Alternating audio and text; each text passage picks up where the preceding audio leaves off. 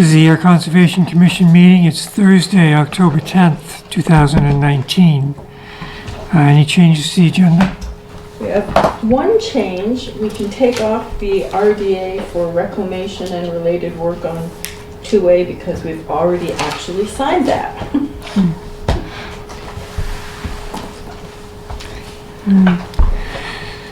Motion to approve agenda is amended. So moved. Second. All in favor? Aye. Meeting minutes.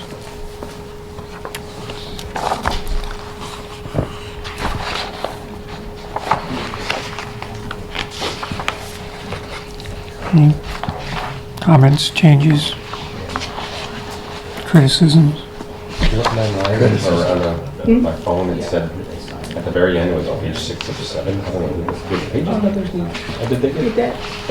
It might. Who's on there? There's 7 pages. It is 7 pages? Yeah. Wow. But at the end was 6, so I don't know. 2 of 7.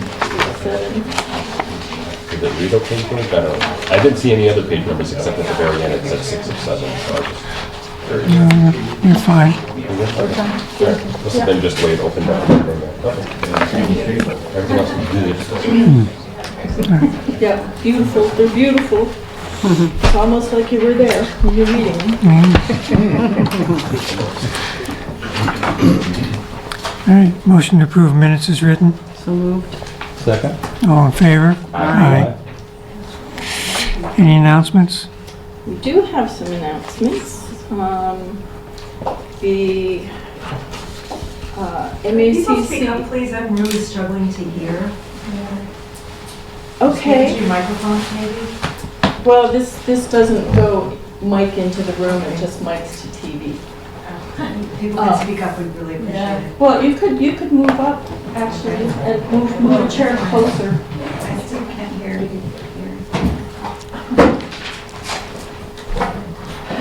We can only do the best we can. We have our MACC membership cards recently arrived.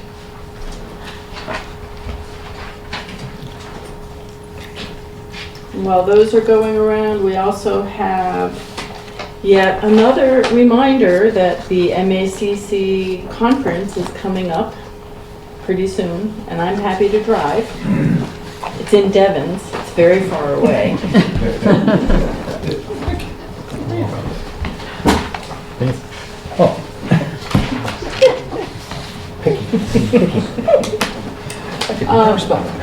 And then the last announcement, the Nashua River Watershed Association is having their 50th anniversary celebration Saturday, November 7th, also in Devens. And this is huge. It's going to be quite a party. Marion's going to be there. $25 a person to attend. You can RSVP online, or if anybody would like this invitation, they can have it. Okay. Can I see it? Yep. And that's it for announcements. All right. Any accounts payable? No, Not even at our MACC dues? we took care of that last Tuesday. Okay, our first item is a discussion, a presentation on the proposed air wetlands bylaw warrant article for this coming town meeting. How many people are here for this presentation on the bylaw? What did you say? How many people are here for the bylaw presentation? One, two, just 2? 3. 4. Okay. 4. We're doing a longer presentation at town meeting with a PowerPoint, but we are obviously having technical difficulties. So I do have copies of the slides. If I have 6 sets of copies of the slides, if anybody would like to follow along or share them with your neighbor. I also have this, which is just, Okay, I'm just gonna ask you. okay, so I'll try to speak up. Yell at me if you can't hear. We're just trying to replace the existing bylaw 26 with an updated one. Our motive for doing this is Ayer is a very water-rich landscape, and the Conservation Commission negotiates that delicate relationship between our natural environments and our built environments. Over 13% of Ayer is wetlands or surface water. If you want me to enumerate those water bodies, let me know, but I think we're all pretty familiar with those. We're doing this because the Wetland Protection Act provides only a minimum statewide standard. We need something more that is specific to our local needs and interests. And we're doing this now because, as most people know, Ayer is facing a lot of development pressure or approaching build-out. We've been leading the state in development rate for a number of years. What's left to be developed is often in sensitive areas that abut wetlands or include wetlands. And now is the time to try to protect what we have left. Back in 2005, the attempt to upgrade the wetland bylaw failed. Somebody said at the time it was too late, it should have been done 10 years earlier, and that this was closing the barn door after the horses had all bolted. Phrase that you hear nowadays is that the best time to plant a tree was 20 years ago, the second best time is now.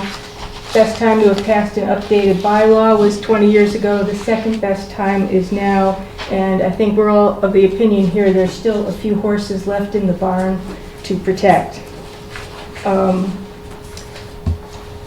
Can go into some of the services that wetlands provide. They are basically workhorses that provide a lot of very free functions that are necessary for all of us in our community.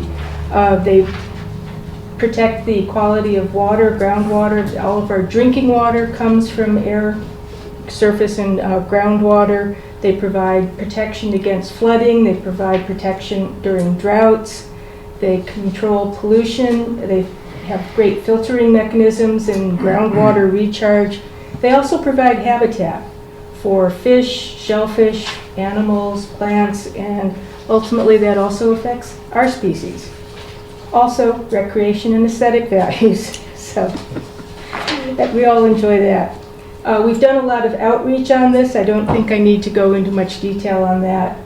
At least 4 of you are here for this because of that, but we've taken into account the Mass Association of Conservation Commission's model bylaw. We've looked at our neighbors, Groton and Harvard and Littleton. We've taken into account feedback from 2005, from when we first started this a couple of years ago, and then recent feedback that we received this spring. Main thing I want to just talk about is what's new in the bylaw. We have increased, and just to say, local bylaw has to be stricter than the Wetland Protection Act in order to have any legal standing. And so that's what we've tried to do, and we've tried to find a balance between proper oversight and not infringing on people's rights. What's new in the bylaw then is increased protection for a few resource areas. That's vernal pools, which weren't previously protected, intermittent streams, which were not previously protected, and the buffer zone itself. If you want to think weirdly, I think of the wetlands as like the organs in our body, and the buffer zone is like the skin that holds it all together. Yeah. Sort of a weird thing, but yes. So we are extending protection, jurisdictional protection to buffer zones as well as vernal pools and intermittent streams. Our new bylaw includes more formalized coordination with other town boards so that we can get and wait for feedback from other boards before we make decisions. It includes the ability to write regulations that would be updated as science changes, but regulations that establish construction and performance standards that provide clarity so that if you're a developer and you want to know what you need to have in your plan, you don't have to keep coming back and forth to us, and we would have it spelled out in regulations. So that would save time and money for both developers and residents preparing a plan. It would include information on exemptions, on waivers, we do have, areas of leeway. We also are expanding the region of abutter notification. Currently, it's 100 feet. We're expanding it to 300 feet, which means you and your neighbors would all be better informed about what's happening in close proximity to yourselves. We are including a provision to require bonds on large developments.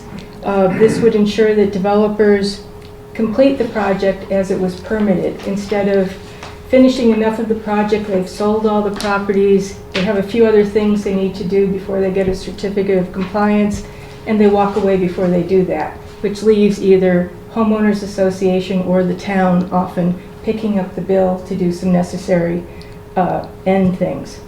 And we've also importantly added a category of minor activities, which we would spell out in regulations.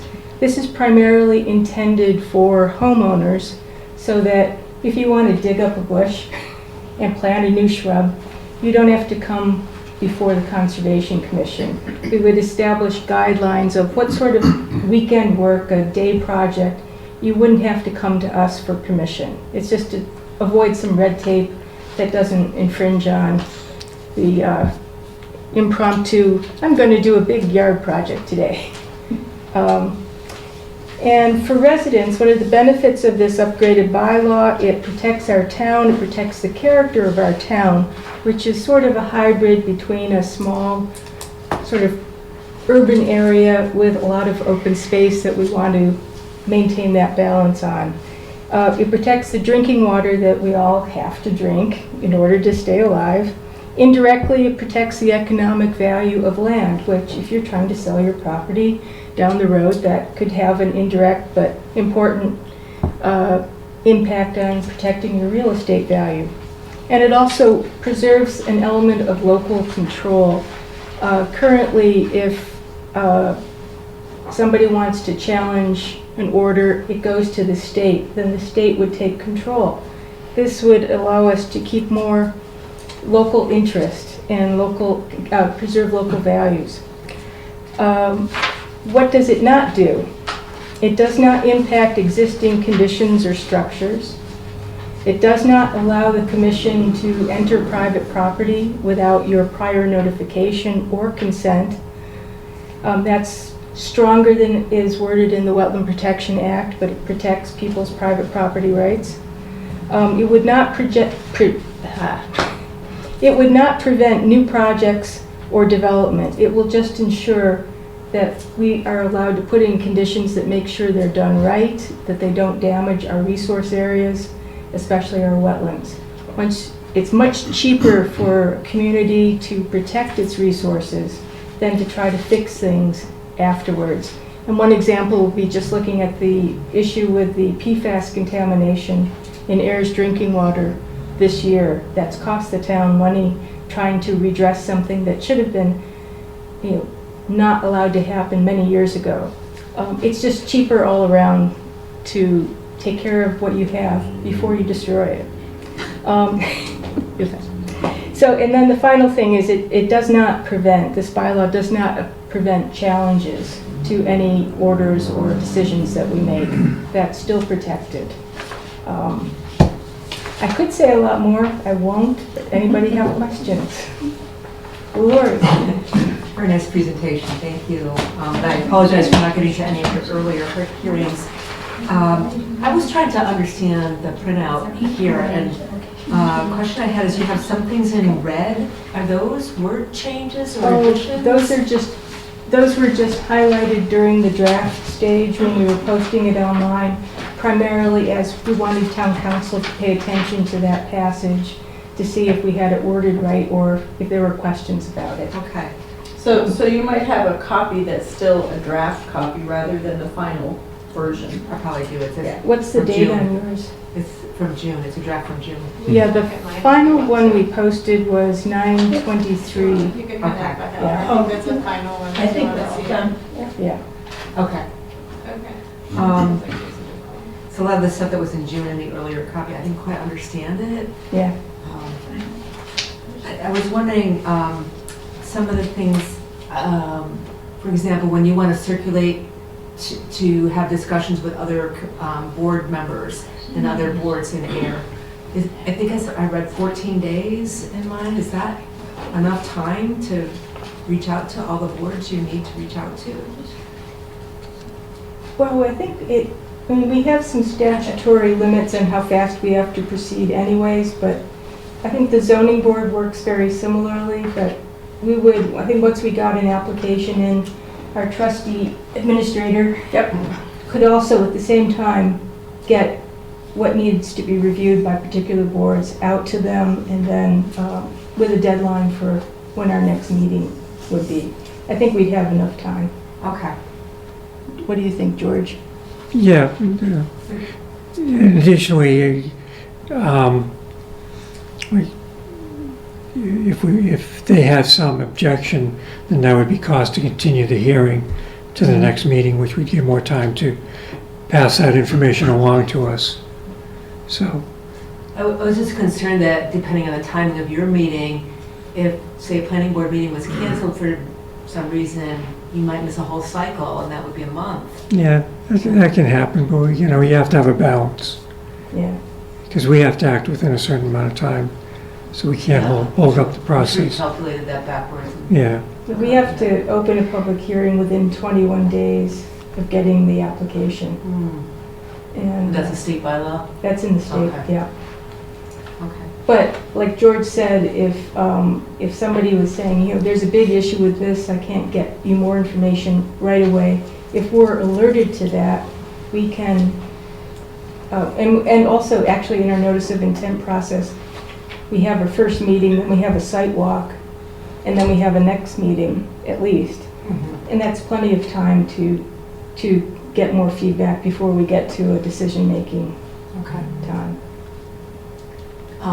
Another question is there a technical definition of an intermittent stream or way of scientifically identifying? Because I could see arguments.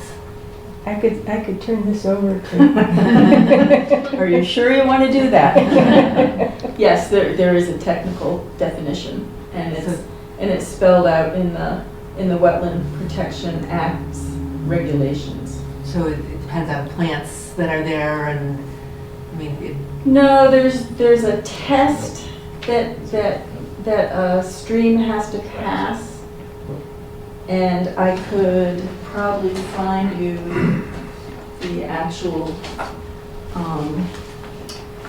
just does it have to do What with about soil flow types and the or? amount of time per year? I think it's flow. yeah, if you can prove that a stream does not flow for 3 days out of, help me, Nick, what is it? 4 days, No? and I think think it's that- half a mile, yeah, square it's- foot, half a square mile of a watershed. things like that. Right, there's stream stats that enter into it. Very well defined. It is very, very well defined, and so specific that I can't even remember the details of it. So somebody would have to observe it flowing for those 3 days, Or not flowing. or not flowing. Not flowing, That's actually a later on test. There's Yeah. other tests before that. yeah. If there's still questions, then it's the flow. There's at the upper end, if a stream has been named on a USGS map, it's a perennial stream, it's not an intermittent stream. That's the first cut. Okay. And it just gets parsed out from there, very, very well defined. Okay. Just as an example, I see places where there's groundwater seepage and there's erosion that happens from that, and some people are wondering whether that means it's an intermittent stream. It sounds like it's not. Okay. No, yes, yeah, seepage I don't think is the same as flow. It Like needs to be in groundwater it. flow because of all the rock outcroppings that we have here. Yeah, that's not an intermittent stream. Okay. Yeah. I'll find the citation and send it to Okay. you, because it really is quite interesting. And very, very, very well defined. Okay. No other questions? No. Are there areas of this bylaw that you're especially hoping will pass, or the strongest part of your changes? Are there particular things that you're really focused on, like highlights? The whole thing. It's the whole thing. It's a whole bylaw. Yeah. Yeah.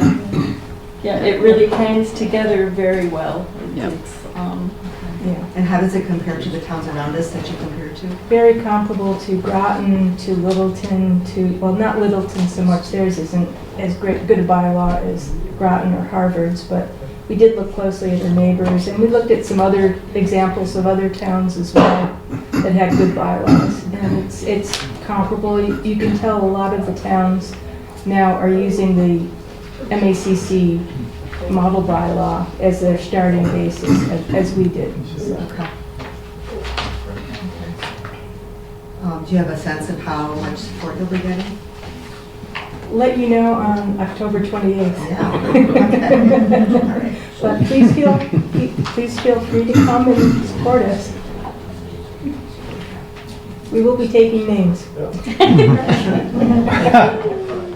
you, the Brian. final vote is on the 28th town meeting, is that correct? Yes. Okay. Yeah. Any other questions, comments? All right, moving on. Next item is public hearing continued for notice of intent, John Carroll Reserve. File 100-0436.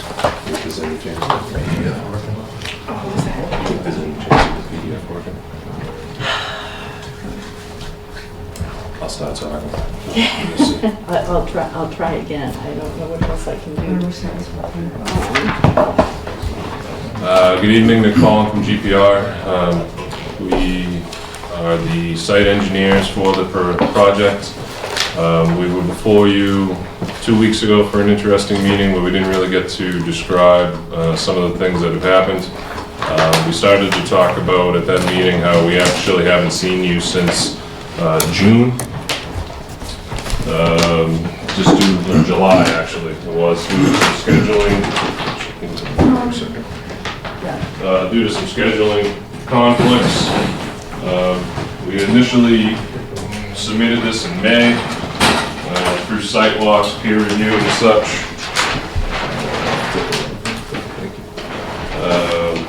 Through peer reviews and revisions, we submitted a revision on the plan end of August, beginning of September.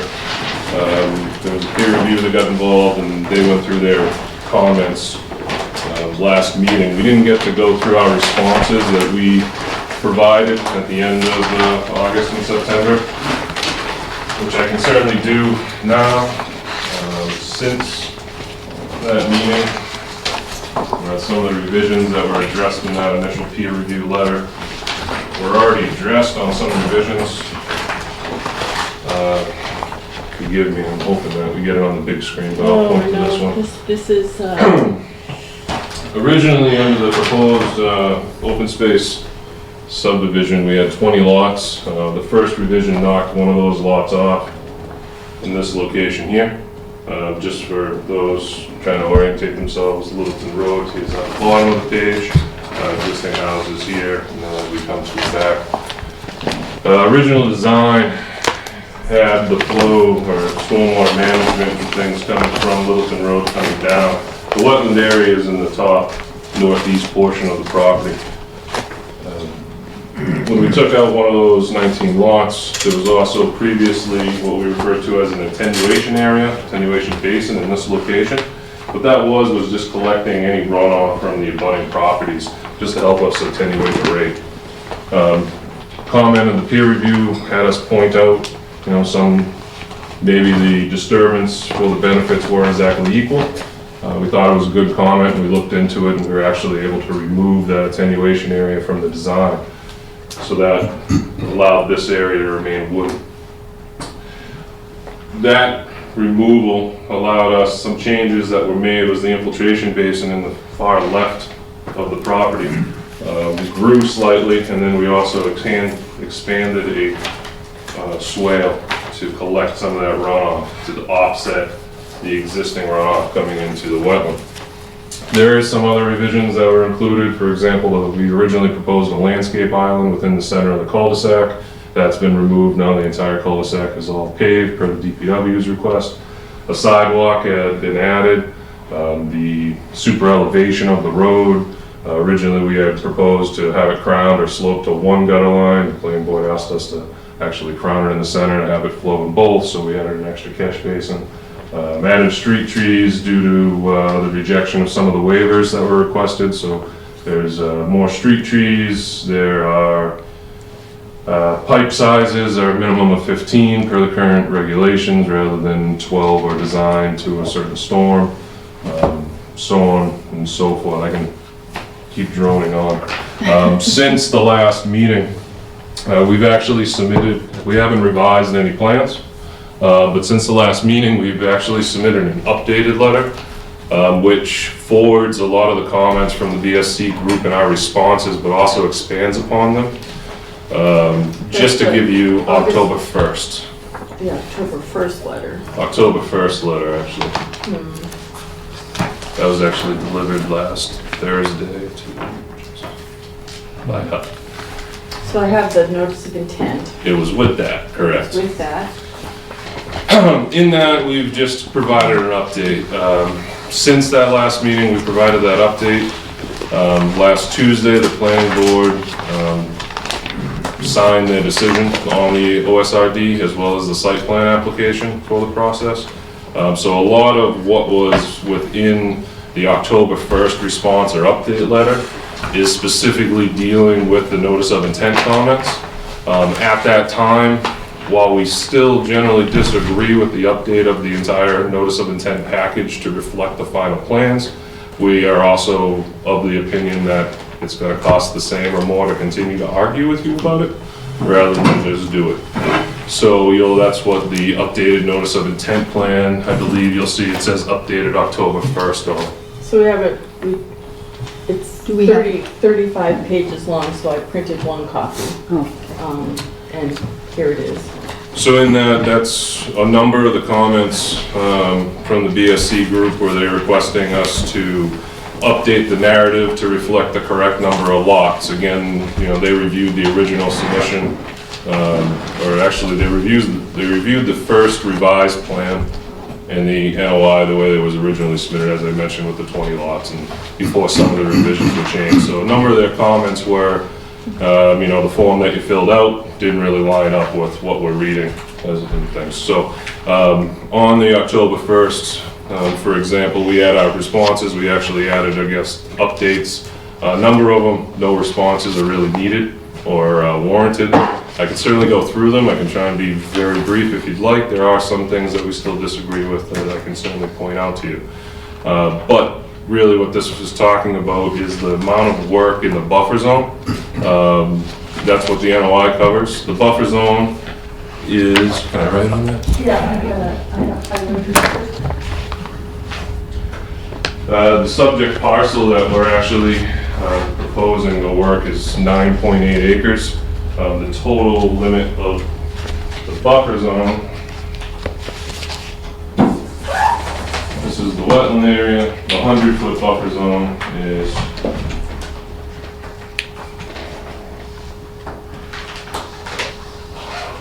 there. So of the 9.8 acres, we're proposing 11,000 square feet, or just over a quarter of an acre of the entire parcel within the buffer zone.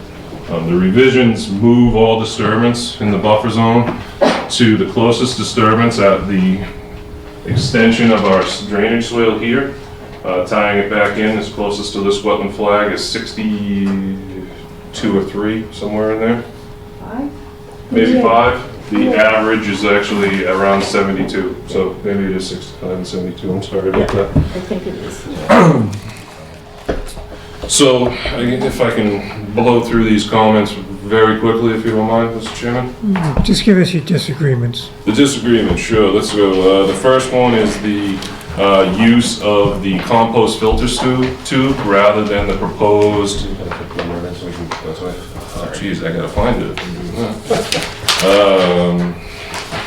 Number 4 is that for a while versus, you got that one? Yes. Number 4, the request for compost filter tubes rather than the proposed straw wattles backed by silt fence. There's no requirement right now in your bylaws that require those. There's advantages to them, but there's also some disadvantages. So we feel that what's proposed meets the requirements and provides good sound engineering practices and construction practices to protect the resource area. Why are you opposed to it? So the cost, there's also, depending on their installation, the timing, they can break down. So their contractor is actually less likely to replace them. Compost filter tube, the benefits of them are once the project is done, you can slice open the burlap, generally kick off the contents, and you're gonna leave them alone. The problems with them is if you leave them out in the sun, typically they only last at best 3 months. Also, if they are down gradient and they become super wet, you're not kicking those components apart. Straw wattles, yes, they can degrade just the same way, but you can also bring them in. They come in rolls of 25, one person can carry them, and then you stake them in the ground. Compost filter socks have to have special equipment and a larger team. Okay. Can I make a suggestion? Sure.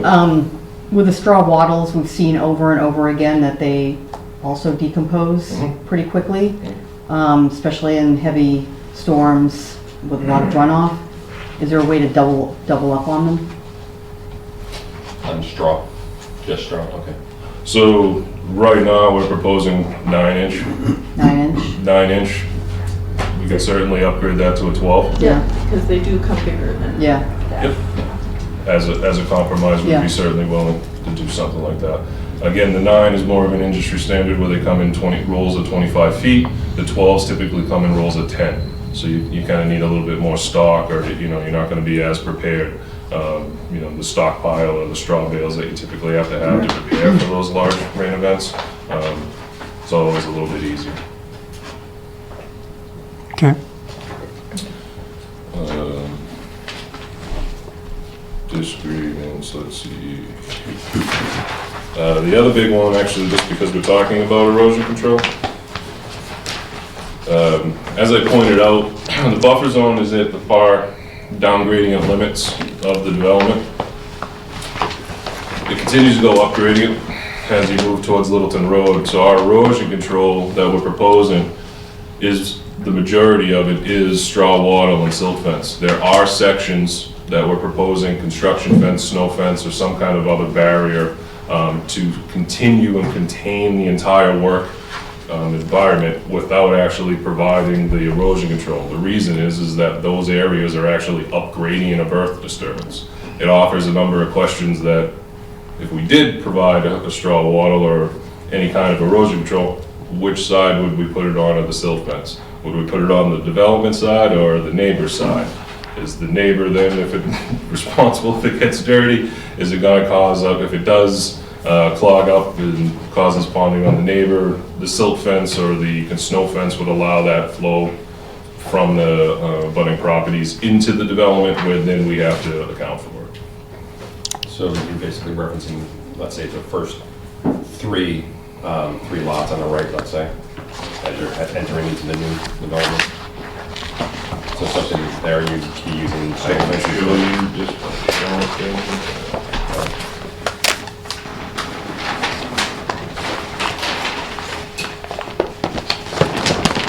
So on the erosion sediment control plan, C71.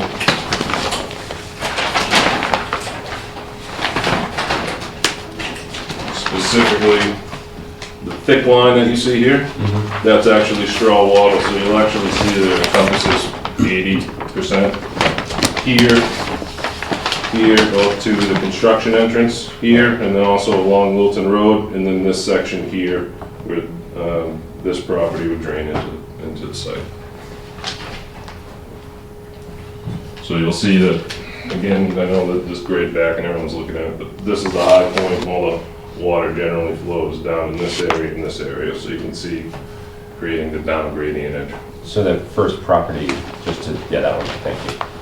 So you're saying that's all going to be flowing onto where you're developing versus flowing onto that homeowner? Correct, I mean, these lots are the reason for the attenuation area, or the previous attenuation area, that their natural flow paths are onto our property and towards the wetland. Not flowing to the west end of your development? No, Okay. it Yeah. generally comes around, but we do have snow fence around that property line, all the way to our entrance.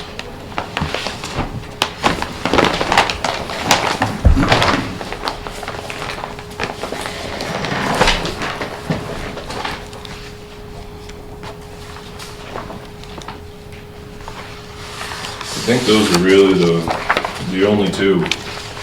The remaining of them were comments that were generally relative to the site plan approval or application, or the actual OSRD, conservation restriction, that type of thing. Unless I'm missing one, was there one that pointed out?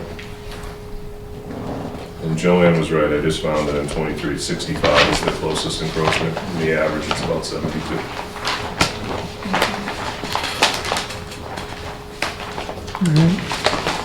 So with the new NOI, so something like number 9, the 40-foot versus a 50-foot scale, so that's been addressed or not really?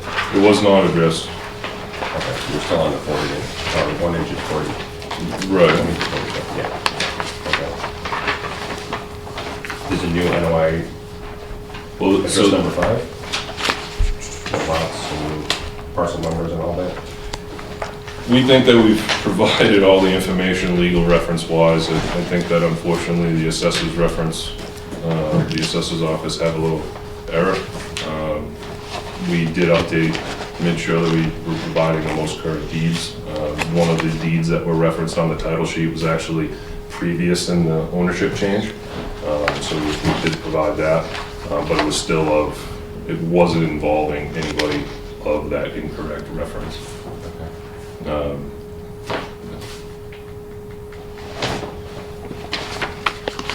So on the plan, Yep. going back to the trees, I think you talked about, trees going along the street. If I saw it correctly, are there no trees you're anticipating around the circle, basically? Is there a reason for that? I just was asking. I don't recall, to tell you the truth.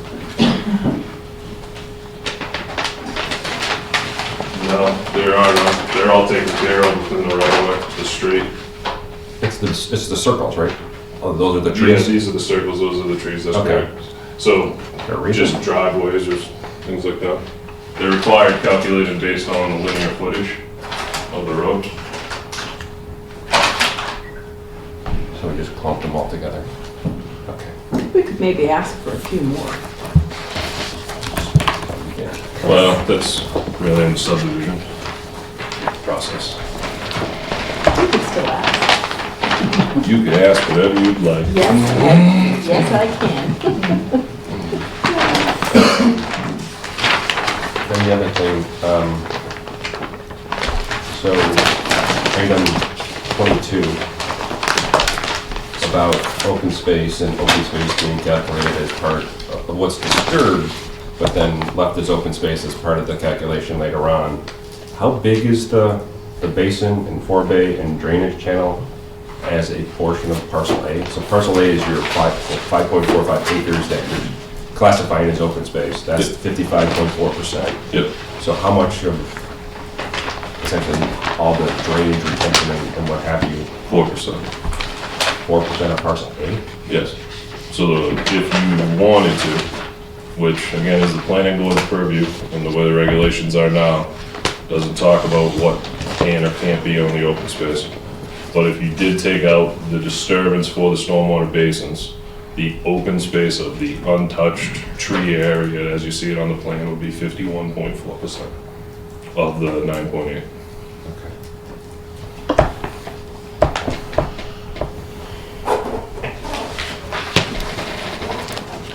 You guys had some highlighted, that's why I was trying to get you guys to tell me which ones you had questions about.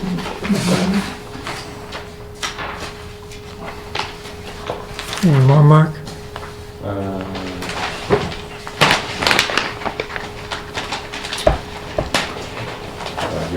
sorry if anybody else has anything.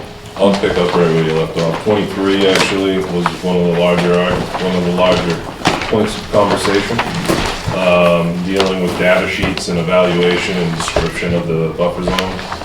And talking with who actually did that, we found that we actually had that, but someone that I'm not going to tell you decided to leave it in his email, not put it on our server. So when the person, our sub-consultant, the wetland, Oxbow, reminded that they sent us that, I included it in the revised narrative. So it has a discussion about the borings that were done, the buffer zone species, things like that.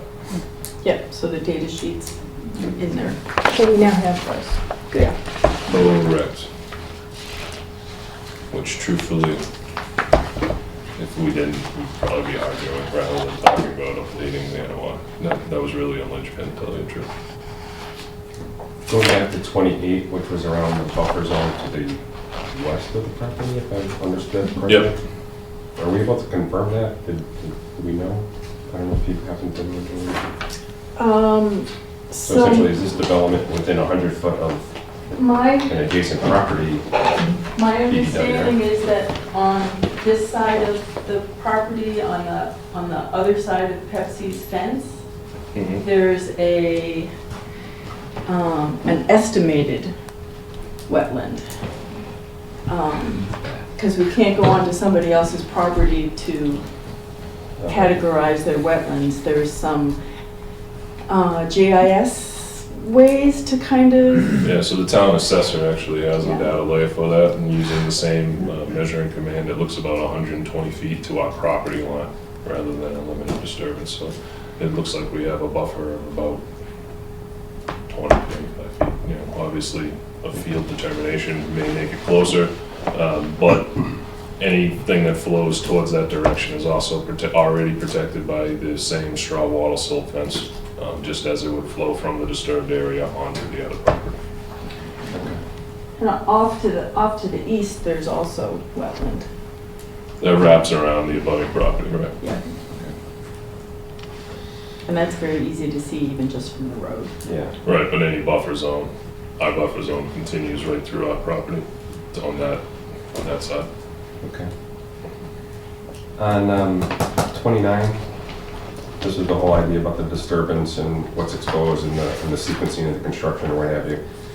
And you guys basically said it's not applicable. I guess, can you take me through how you see that as not being not applicable? Because aren't you basically just wiping the whole site? The site's going to be open, be down to dirt. So how is that not exposed?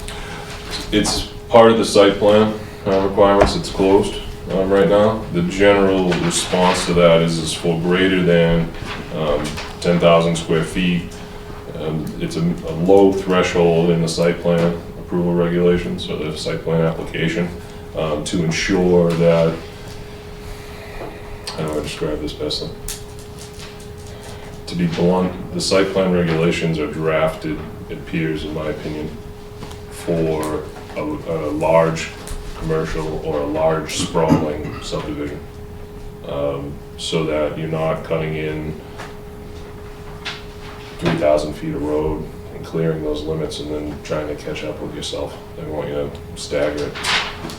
This is not applicable from the standpoint it's an entirely a fill site, as well as all the proposed utilities and houses are all condensed onto each other. When you say a fill site, what exactly do you mean by that? So the proposed grades, with the plan that we're looking at here, all those dark lines actually are proposed contours. They represent a foot of elevation. Right. So all those dark contours on the left, those all represent fill that's actually been brought in to raise the elevation of the site.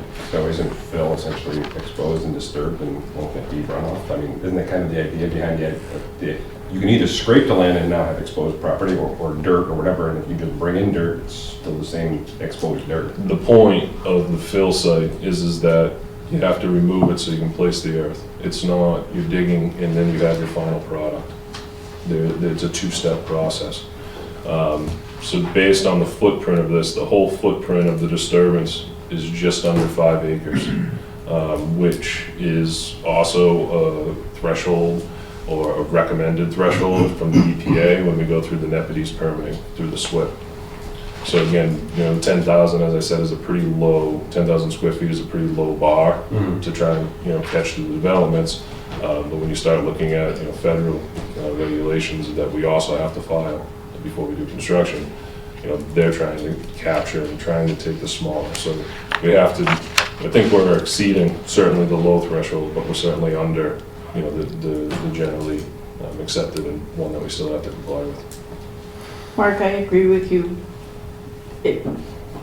Unstable dirt is unstable dirt. I guess that's what I mean, right?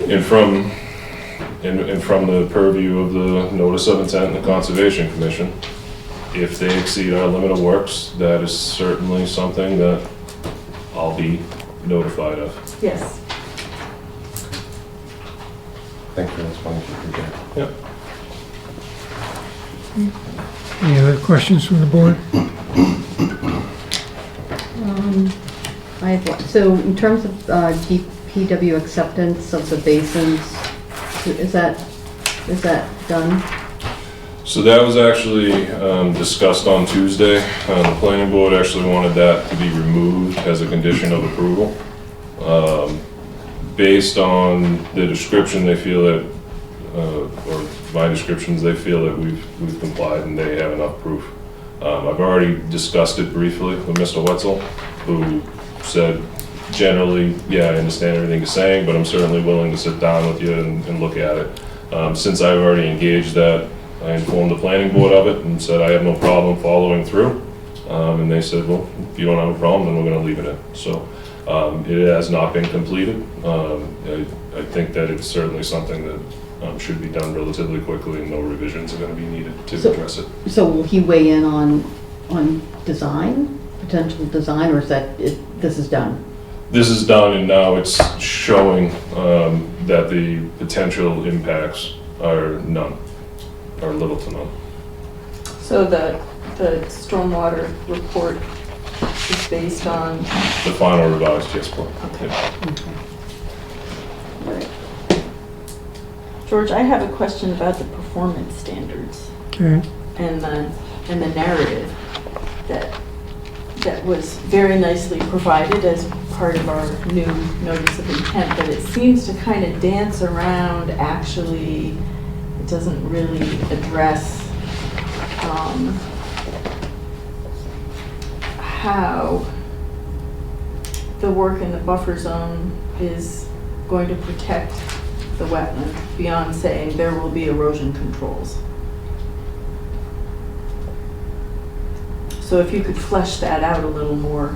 I guess my response is, as you mentioned in your previous about the wetlands, there are means and methods that we have to do regulatory wise of what we propose within buffer zone. Now, again, erosion control and things, I guess my question would be is how would it be adversely affected? I know I'm throwing the reverse of the question back at you. I'm still generally confused looking at a 10 acre parcel and a quarter acre of disturbance. Well, the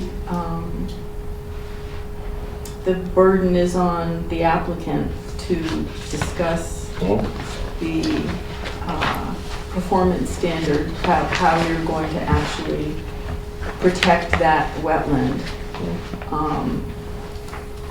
since you are doing work in the buffer zone. Sure. So during construction, the erosion control is going to remain in place until the disturbance is stabilized. And the disturbance itself is actually to construct a stormwater management area that collects the runoff from the proposed development that complies with the Wetlands Protection Act and the stormwater management. So you have a question of, there's performance standards of having to protect things, and we're putting in drainage and stormwater design to ensure that any different runoff from impervious areas rather than upgradient of areas of the buffer zone follows through a properly designed stormwater management area. It would have been fabulous if you were, whoever wrote the narrative was that concise. I can't do everything.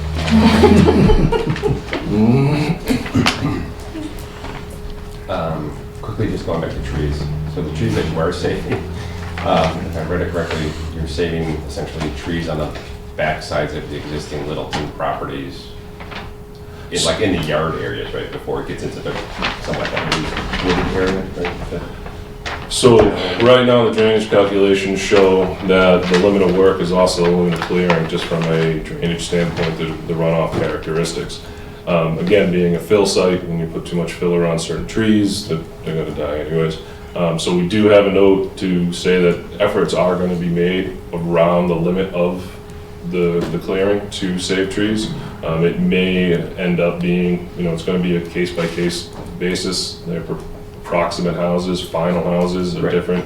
But, this limit of clearing is a limit of drip line. It's not a limit of, we know there's trees there and we're gonna go all the way. So there may be a tree that is at the proposed limit of work that we're actually saying, yeah, that's a pretty nice tree, and we'll put the erosion control in front of it and trim on the house side. That type of, Do you know where in the notes that note actually is? These notes have notes. that's right, They do. that's by design. It's on the detail sheet, actually, I believe, in the tree planting detail, and Okay, I if can not, the picture. construction sequence. Okay. And so essentially, like you were saying, along the west side, that's a lot of fill that's going in, right? So more than likely, trees will be coming down there, whereas more on the east side, let's say, Yeah. along, Potentially. more likelihood that So potentially, some of the yes. yards might actually have some Right. mature trees. So again, we're not showing any proposed retaining walls. That's certainly a landscape feature that a homeowner may like, that will cut down that slope on the west side, as you mentioned. Okay. That may be done so that you can save a tree, yeah. Okay. Yeah, it'd be nice to be able to do that wherever we can. There's a lot of nice trees there, probably. Yeah, I agree. Anything else from the commission? Any public input? Yes? Are either of the properties at the entrance that are already in existence, do they have conservation restrictions or any kind of restrictions on their deeds that would be affected by this project? I'm assuming that they may have restrictions on them since they're close to a wetland area? The property, which property specifically? Well, So I believe, is it two homes that are near? there are two homes, yes. Are either the rear of that property, I thought one of those houses was like within the buffer, or close to the wetland. That's not the case, and No, I it's couldn't not. tell from the picture. Yeah, I know, I have a fancy highlighter plan, if you'd like to take a peek. No, those two houses are actually graphically on here. They're actually these two lots. Right. The buffer zone is So it's back not here. like, Yeah, okay. it's not any work within the wetlands. The conservation restrictions, a little bit of a different story, just from the standpoint of that it is an open space development. So they will have in the deeds that they may own potentially a large parcel of land that Yeah, is. but those are deed the open houses space. that you're building, That's correct. not the ones in existence. The ones that are Yeah. existing are actually to be removed. Right, but I wasn't sure how close they were to the buffer. Oh no, they're another 200 feet away. So. Okay, thank you. Anything else? Will the spaces being left as open space be given to the town, be owned by a neighborhood association, or what will eventually happen to the open space? That's still under discussion. That hasn't been decided. Anything else? And then just kind of following up on the western edge where you're bringing in soil, won't there be a lot of erosion going into, I guess that's Pepsi's property? Runoff and erosion going into their property? No, because the erosion controls remain in place until that fill is stabilized with vegetation. How high will that crest be? Depends on where you stand it. Well, what's the range? It's about 6 feet, depending on catching up with the existing grade. Okay. And you're saying if property owners want, what do you call it, Retaining wall? Yeah.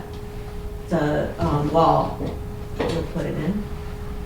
You'd have to do it for everybody. You can't just do it for one or two people, right? No, these are all private lots. They're all outside the buffer zone. It's not a condo association where everyone's gonna have the same color front door. There's a fence there as well, the lawn fence that separates the property from Pepsi. That area's outside our jurisdiction then too, so. Anything else?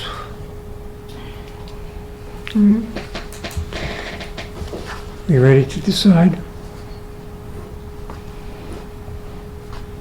Yeah.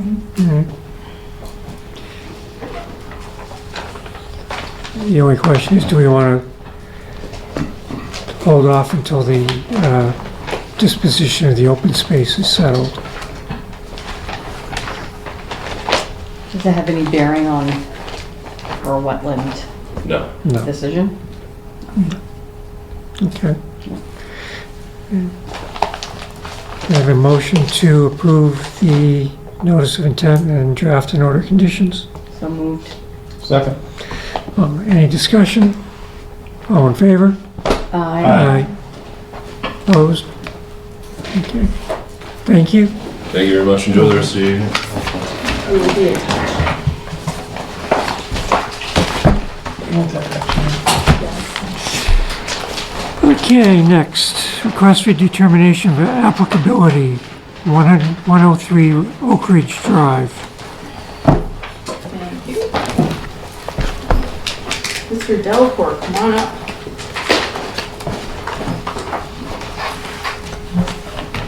Hello. Somewhere in that device hanging on the wall are very nice pictures of your property and the trees that you're here to talk about, and they're trapped in there and we can't get them out. Okay. So what do you want to do? Basically, I'm just asking to have permission to take down 2 trees that are becoming a hazard to property and structures on my property. Okay. I'd like to thank Joanne, it's been hugely helpful in helping educate me through this process so that I do the right thing, make sure it's on record properly. I can't thank her enough.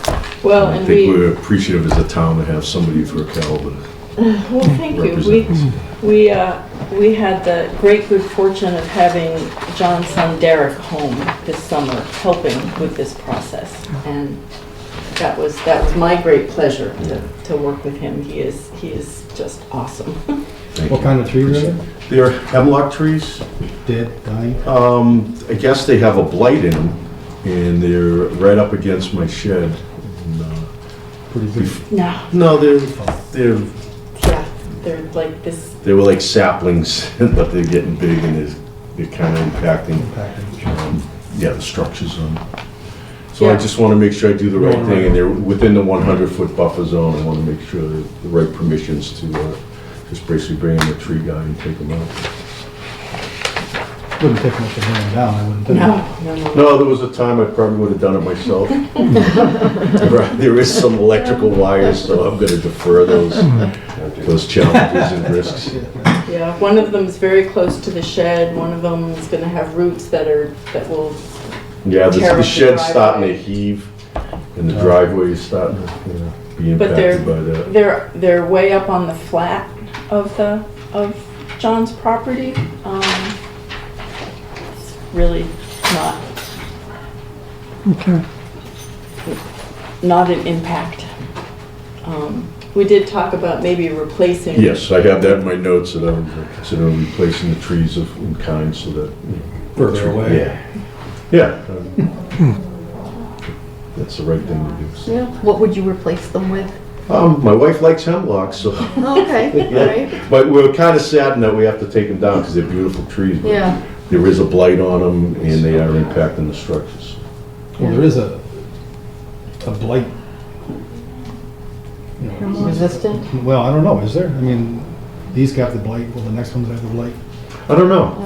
I'm sure I'll certainly research something, and we like trees and like nature, so. Sure. Yeah, we like the birds and stuff that come with them, so, Well, they're beautiful kids. yeah. Okay, so, no, you don't see any issues out there? No need for, none at all. no conditions? Nope. All right, so, you know, a motion to issue a negative determination? So moved. Second. All in favor? Aye. All right, you're good to Yeah, go. thank you. Joanne is like hugely helpful. I really appreciate it. Yeah, Just being able to talk to somebody and get through the process. yeah, It's nice. yeah. Just make sure whoever you have come and do that they're staying within minimum approach distances of that service. Oh, yeah. There's only one way to get at them, and it's basically abutting the driveway. And Okay. yeah, there's no other way to get at it, so. Yeah. It won't- Yeah. You just don't need to electrocute anybody. Absolutely. And I hate losing power. Be glad you're not in California this Really? week. Yeah. That's awful. Yep. So we'll get this prepared and it'll be signed at the next meeting and I'll just drop it in the mail to you. Okay, and once I get that, then I'll look for a tree day. Yep. All right, thank you very much. Have a Thank great you. evening. Thanks. Thanks. I think you can begin looking right now, can't you? Oh, he You could. look. Yeah, Right. yeah. Does he have to wait for the signed one? No, yeah, you can start right away looking for a tree. Oh, okay, Yeah. all right. Thank you, appreciate it. All right, next item is a public hearing for notice of intent. Lily Pad Realty Trust, 20 Hibiscus Lane.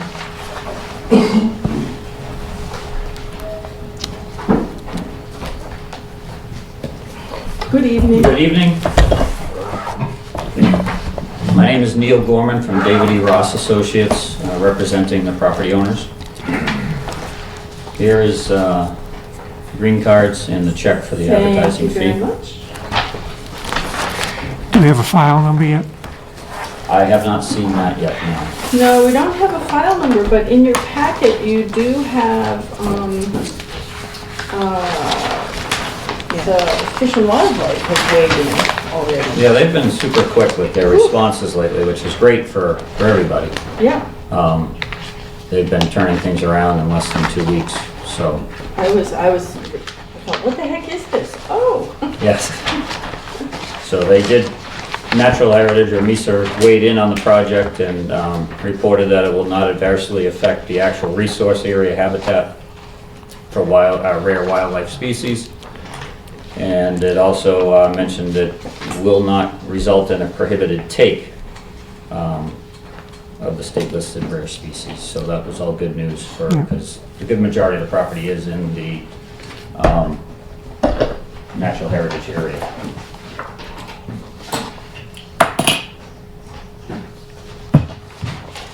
Multiple plans here, because I'm up for the next hearing as well. So I'll leave one of these copies for you all to share here in the middle. Get some color to it. do you want me to put that up on the ledge? Sure. Here. That way everybody can see I colored ours up too, a little bit. So would you like me to, Mr. Chairman, give a quick presentation to you? Yes, please. Okay, excellent. So this is Hibiscus Lane, and it comes in at dead ends here. This is a definitive subdivision from the early 90s. It was slightly modified in the mid-90s. So this is a vacant lot as of right now, and give you the quick shape of it. It's kind of a peninsula around the pond, and then it comes back out to Hibiscus Lane and right around here. This shaded yellow area is an existing detention basin for the subdivision. So all the stormwater that's collected in Hibiscus Lane is ending up here. That was all part of the original definitive subdivision. So what we are proposing to do is to bring in a driveway along the property line. This is actually in an easement area of the abutting property, so that it's far enough away from the wetlands and from the detention basin located here. So it's coming through an easement and then turns onto the property, turning to the house site here in the middle of this, more or less a peninsula or a point with Long Pond surrounding it. The topography of the site, there's a high point here and a high point here, and then everything's going down towards the water. So there's a little low spot where the house is being proposed. Think of like a saddle. So, in the back of the house, this side will be a walkout basement, but in the front side where the driveway comes in, there'll be some fill needed to kind of hide that front foundation of the house. So, to explain the colors, the more bold green dashed line is the 100-foot buffer zone from the green areas, which are the wetland, vegetated wetland areas.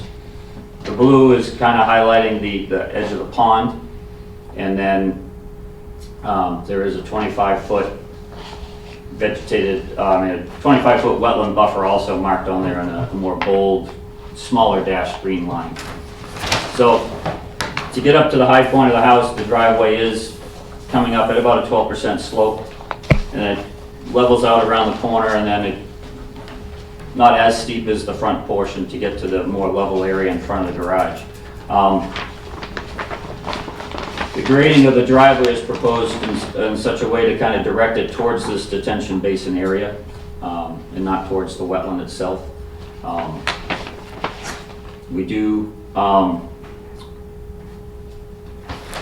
We are tying all, the other construction activities going on is we are tying into town sewer and to town water.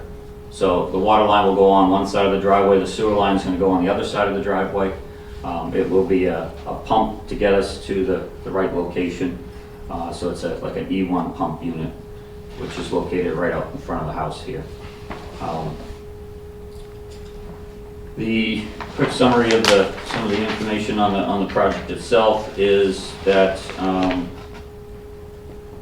the nearest point of the house, which is the back of the house here, to the vegetated wetland associated with the pond is at 41.3 feet.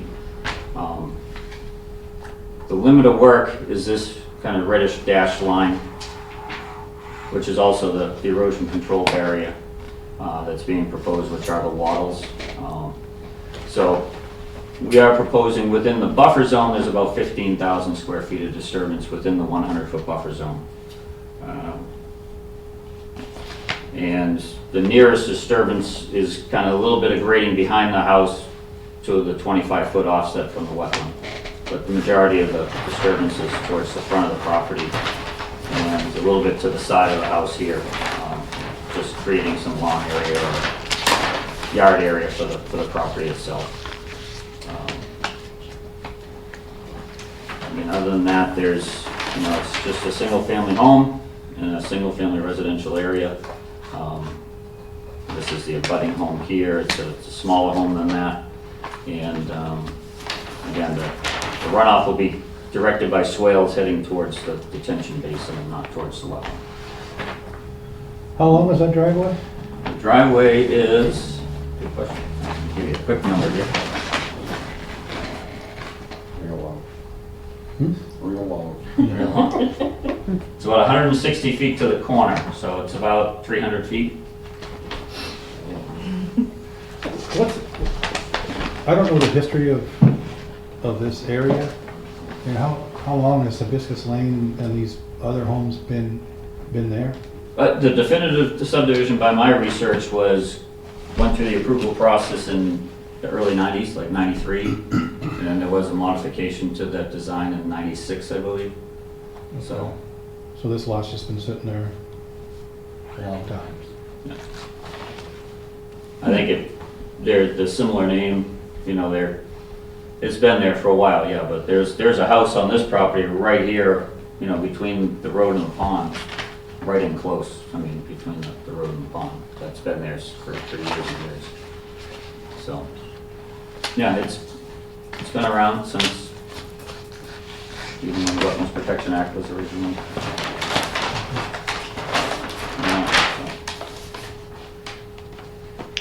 Any other questions? So, you probably said it, but just to clarify again. So the red rare species line, Is this line here. so the house is totally within that. The property is entirely within it. And that's why we submitted to the Natural Heritage for their input. We sent them the same exact plan, the notice of intent that you have in front of you. And they were okay? Yep, 100%. The turtle protection gate is on which side of Hibiscus? At the end of the cul-de-sac, Okay. going to the west.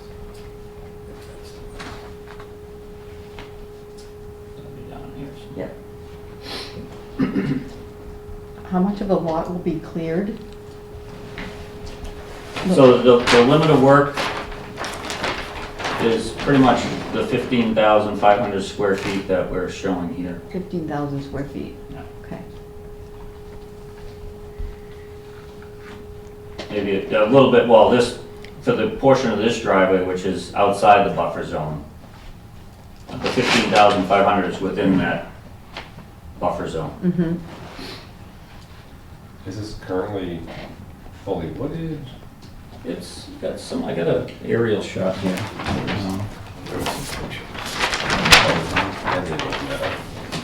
Because there's the peninsula there. So yeah, it is wooded. It has a light underbrush to it. There was some other pictures in the notice of intent as well, showing you can kind of right see through the trees to the water. There's a view here. And the trees look like they're around 12 to 16 inches in size. I couldn't picture where this was, but no, okay.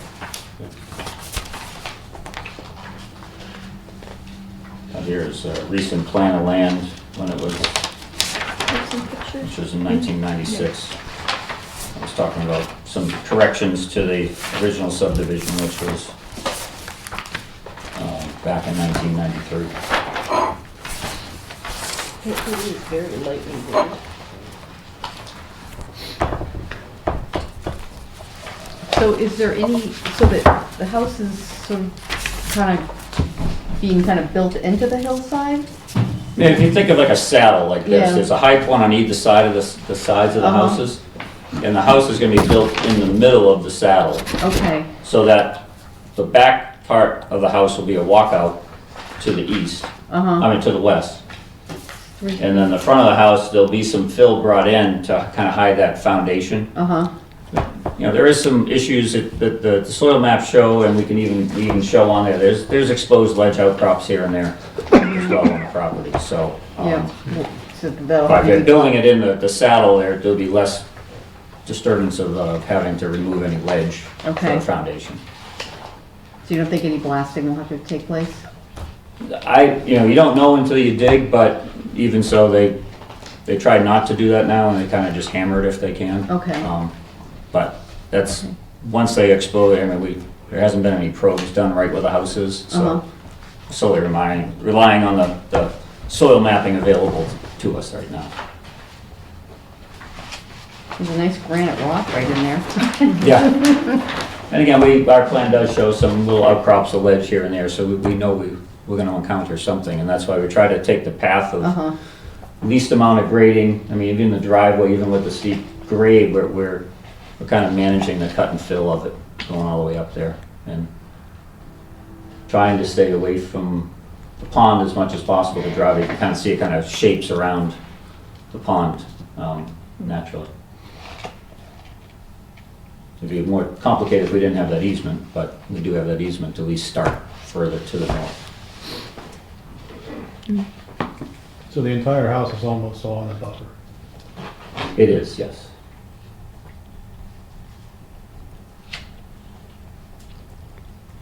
Anything else? Sidewalk. Sidewalk. I think we have some neighbors here too. Any All right. public comment? Asking for our comments? Anybody want to? When a butter built the garage, did you have to do blasting in that camera on that lot? I don't know. Yes, he did. Okay. A lot. So I don't want to fluff off the whole, it's on a lot of ledge, and it's a beautiful piece of property. And I support them building a house, but you're disturbing something that's really spectacular point on that land. That you're taking down trees that are probably 75 feet tall, and you're only leaving 25 to 30 feet where the land is protected. And Well, that's that's a lot for that piece of property. It's a beautiful piece, I understand what they're trying to do. But if the house maybe moved further to the north, you'd protect the cove and the point of the peninsula. And there's plenty of distance if you're going to the north, going towards the other Badger property. Can I get your name? My name is Joe Hart, 18 Hibiscus. I'm the one who lives between that house and the water. How do you spell your last name? Hart, H-A-R-T-E. Okay. So I just want to say that, you know, I believe, I built a couple of houses myself, so anybody who has a buildable piece of land obviously deserves to build a house, and I don't really have a problem with that. It's, I just want to make sure that it's done in a way that respects the pond. And that lot is fully wooded. There's lots of wildlife out there, otters and owls and all kinds of amazing things that I see out there all the time.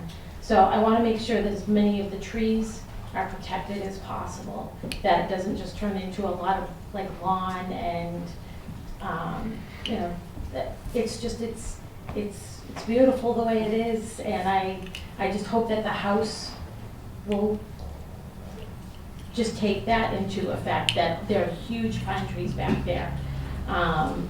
And,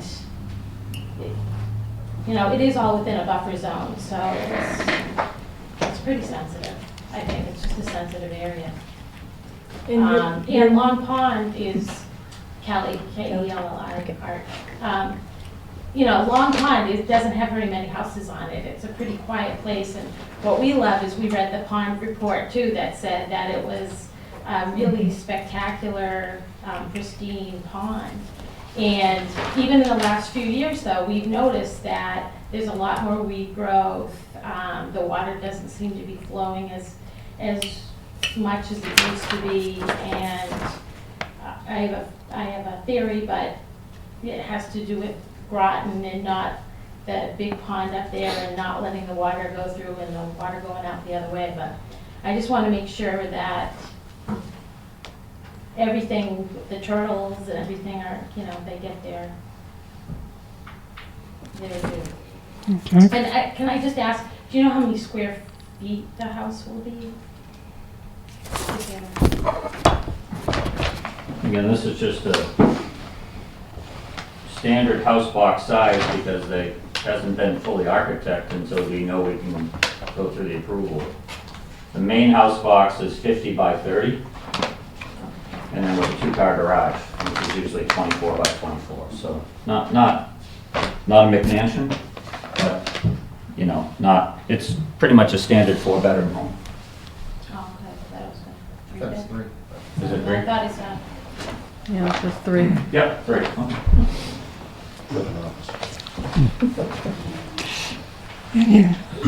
Dave? So just 2 questions. So the driveway is uninterrupted, impervious? It's solid pavement, it's all impervious surface? It is being proposed as, yes, as pavement. Okay. And so, and habitat, wildlife habitat determined no turtle habitat at all, even though there's a large turtle habitat just on the other side of that gate? We submitted all the That's what came proper back. paperwork, and the Okay. report came back as will not adversely, this particular project will not adversely affect or create a take.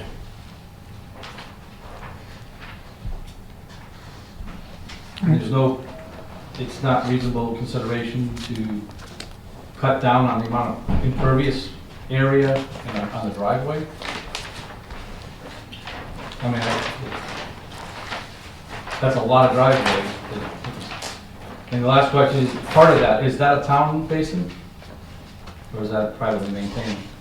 Do you know? Would you like me to answer those? Yes. Okay. Your questions are supposed to be directed to them, and That's I just don't want to get in the wrong.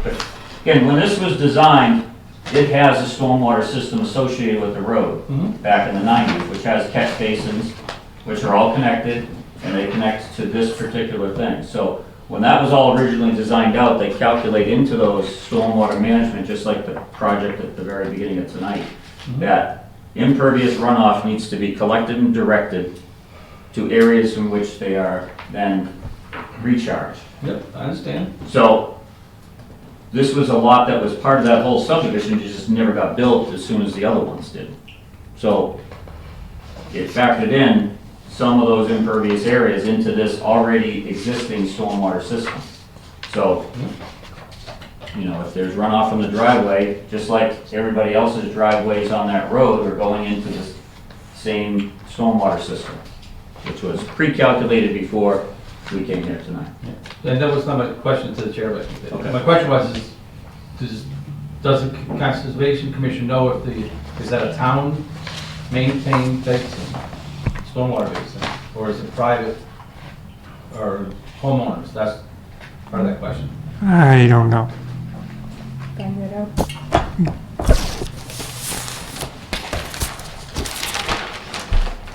I guess right now, based on the elevation, up into the bend, any runoff from the road would be going into that basin, but beyond that, it goes.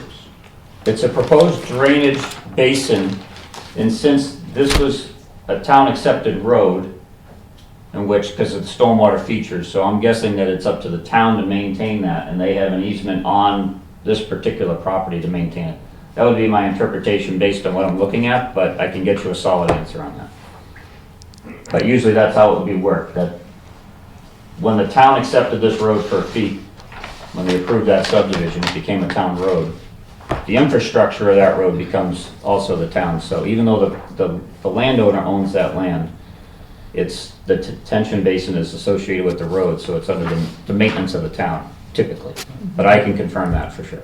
If you could confirm that and let Joanne know, I'll check with Joanne. Because that's not always, because of our, a lot of times, because the planning board, that's not always the case. Sometimes it ends up in a quasi-odd state, a lot of the basins, such as they are in Pondview.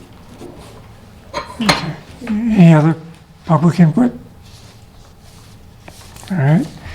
So we do sidewalks on all our notice of intents. Yeah, understood. Our next scheduled day for sidewalks is October 26th. If you could have the center line of the driveway staked, as well as the house corners. Yeah, I believe they already are, but I'll double check. Okay. And see where first sidewalk is 9 o'clock. So we want to say 10 o'clock. I think an hour is enough. It's Is it 9 o'clock or 8 o'clock? 8 o'clock. 8 o'clock. All right. Nice. So 9 o'clock? 9 o'clock. Yeah. Okay.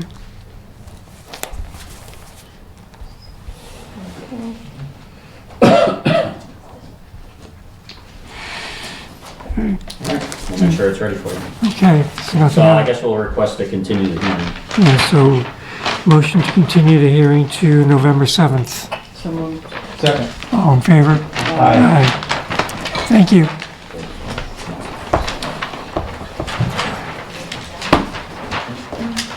Next up is a public hearing for notice of intent, Lot 5A Wright Road.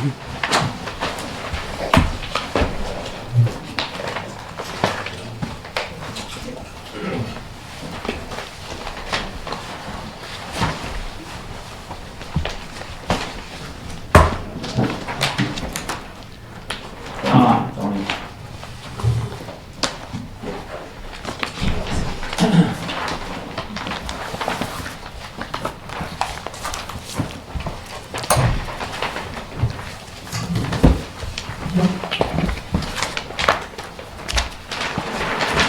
All right.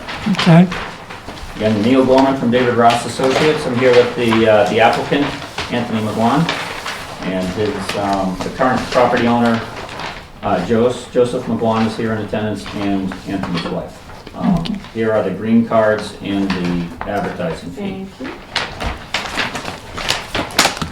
So this is a notice of intent to construct a single-family home on Wright Road.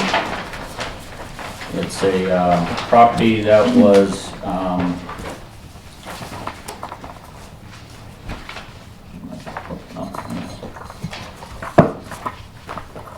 created via an A&R development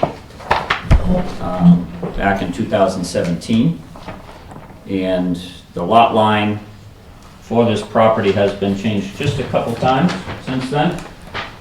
So here's Wright Road at the bottom of your page, right on the corner of Sandy Way. The property in the back is owned by Joseph McGuan, and he had cut or created 3 lots, I believe, on the front part of Wright Road, this being Lot 5 originally. Because a lot line changed between 4 and 5, it then became Lot 5A. And we are in the process of adding a little more land to it from Joseph's land to the back, this little triangle here in the back, to increase its land area. That's going through the planning board process right now, which is pretty much just a matter of procedure, being that it's, adding more land to the smaller property and just taking a little bit from the bigger property. It doesn't impact any of the A&R standings there. So the property as it sits now is 13,681 square feet. It is a wooded lot. The green area is a vegetated wetland that actually continues down under the driveway and continues further on. Our plan, the dashed green line here, the longer dashed green line, is the 100-foot buffer zone. So you can see the lot is 95% of the lot is within the 100-foot buffer zone of the vegetated wetland. The proposed driveway here in the lighter gray, the proposed house with the garage in the front and the main part of the house in the back. Almost kind of a mirror image of what was built next door on this property, which is under construction right now. And the property is a wooded property. It has probably a dozen or so oak trees, mature oak trees, a few pines trickled in, and then the underbrush is mostly like low bush blueberries. It's not heavily underbrush. You can walk right through here. Mostly low bush blueberry. The more bold reddish dashed line here is the 25-foot offset from the wetland, and the proposed house at its nearest point, which is the front porch, is offset 30 feet from the edge of the wetlands. The house is pushed as far to the east as possible for the zoning purposes, for the required offset of 15 feet on the sideline.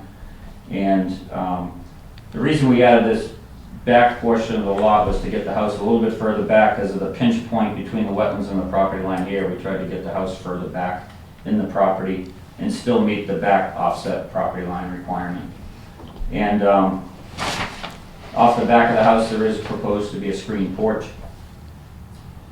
The site will also be town water and town sewer connections out on Wright Road.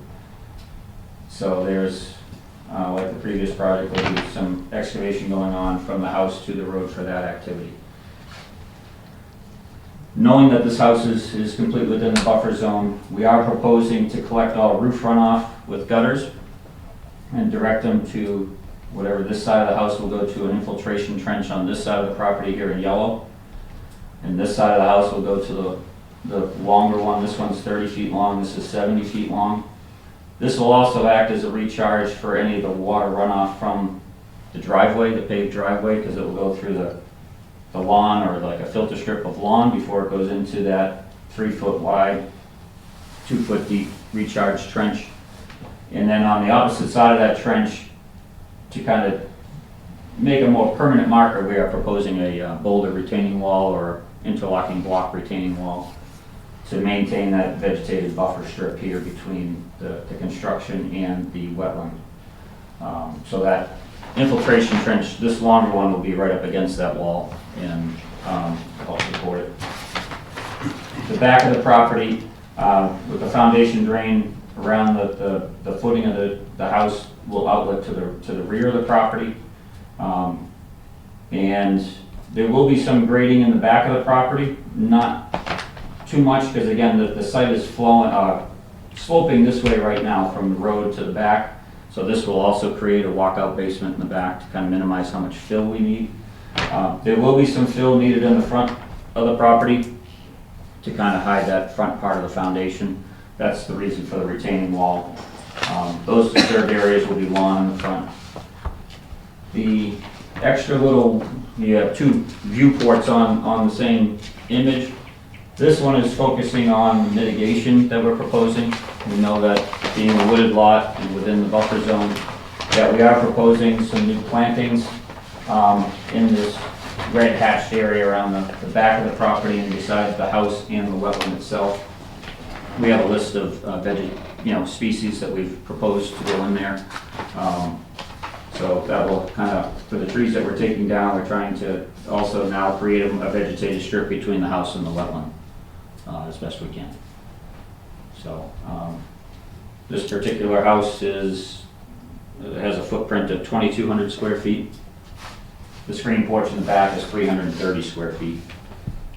And that's pretty much it in a nutshell, so I'll turn it back to you for any questions.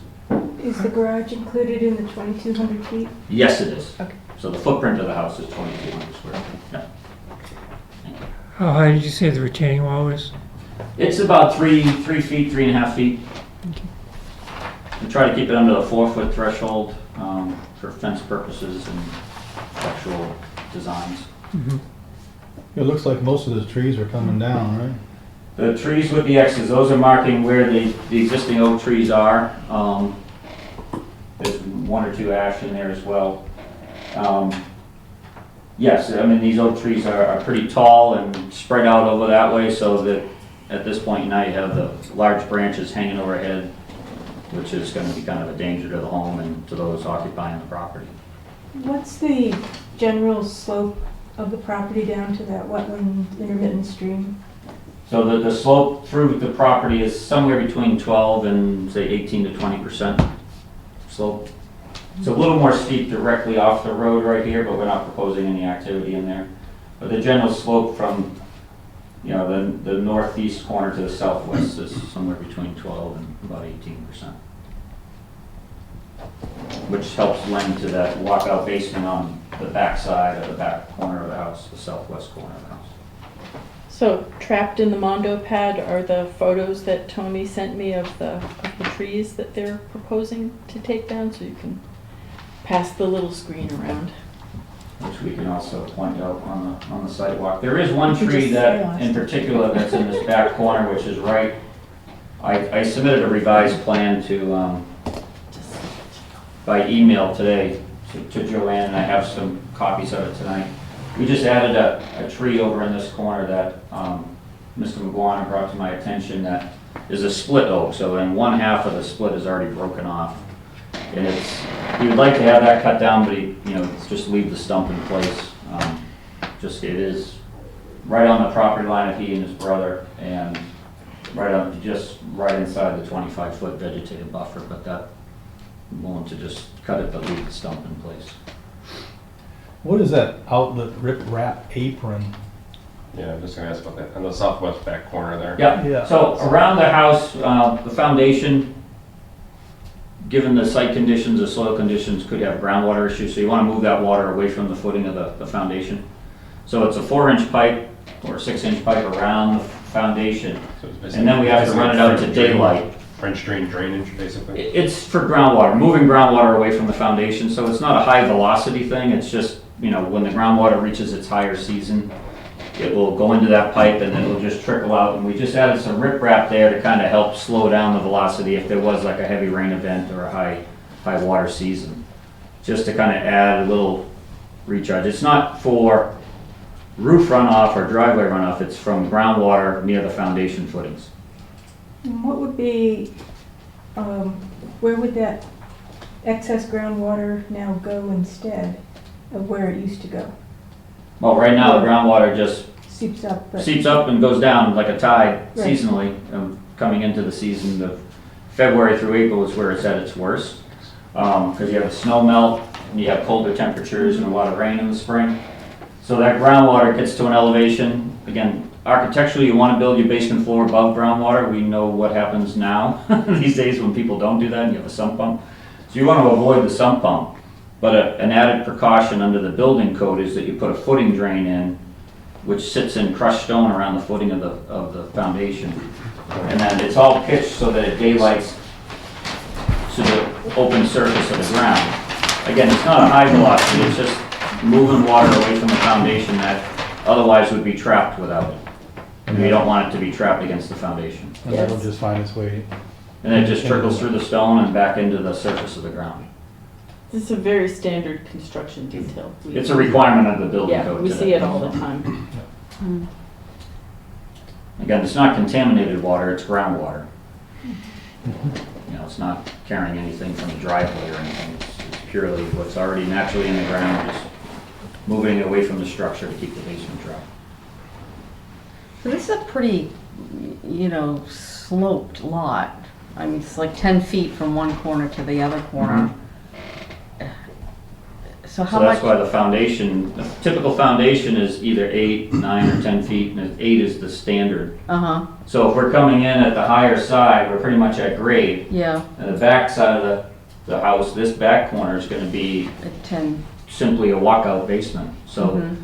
it lends itself to that type of construction. I'm not an architect, Yeah. but grading wise and from a civil engineering side, it lends itself to only having to fill a little bit in the front, and the back is gonna be almost back to natural grade by the time you get back So there, this, so. so you're basically gonna be digging a big hole there to put a foundation in, pretty much. Oh, it'd be more on the front than the back. The back Yeah. is not gonna be very deep at all, just the Yeah. frost wall itself. Yeah. And what do you, I mean, impact to that wetland? I mean, that wetland drains into, you know, Sandy Pond and is pretty important for,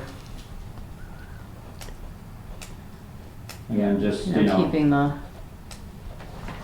a single-family dwelling, we're kind of under that threshold of stormwater management per se.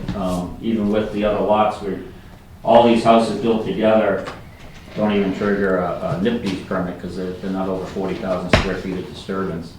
So this one lot, although it's in the buffer zone, the biggest concerns will be during construction to make sure that any disturbed earth doesn't carry into the wetland area. That's where the proper site management and making sure the erosion controls are working and properly installed, which I know when they're installed, they typically, Joanne or somebody from the commission would have to be, inspect that before they give them the nod. And again, we know we're taking down some vegetation and we're trying to promote some mitigation by planting some new vegetation out there in replace of it. And once the site becomes stable, the runoff from a house isn't contaminated unless it's a metal roof. So the only contaminated runoff would be the driveway, which that's why we provided the filter strip and the recharge trench to collect any contaminants that may be on a driveway that come from a car or oil delivery truck or whatever. But runoff from an impervious roof is not considered under stormwater to be a contaminated material or contaminated water. yeah. So again, we're trying to get it away from the house and get it into the ground again. But again, it doesn't necessarily have to be treated per se, but Yeah. certainly controlled and measured by. So getting it and putting it on this side of the house is further from the wetlands, and then it's going to take time for it to get in the groundwater and then get back towards the wetland. And the same process here, which that recharge trench is going to act as a really good filter for any of the water coming off the site. And the recharge trench, can that be replaced with something more like a rain garden at all, or is that an option, or will that not work? We have designed them. The problem is, our experience has been, once that's in the property owner's care, maintaining certain vegetated species of plants is probably not an easy thing. And if you're in a drought type of season, you're not getting any runoff from your roof to go there. So it's going to be in an area that's already filled. So to create a kind of a wetland environment in a filled area would be a complicated process.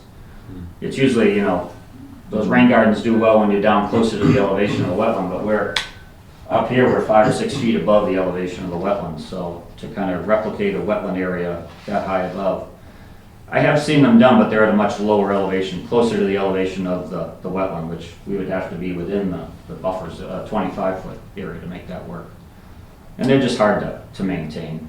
So Right. this infiltration strip would just be Rock. It's crushed stone, like, we have a detail right here about it. just bare, 3/4, 1 inch. just a Are you strip? familiar with sewage disposal systems? We're sewered here in town, so no. Okay, well, we designed tons of sewage disposal systems, but Title V covers that, which is All the sewage that goes out of your house goes into a tank. The solids break down in the tank. Just the dirty sewage water leaves that tank. Goes into a leaching system, which consists of 3/4 to 1.5 inch stone with a perforated pipe subsurface of the ground.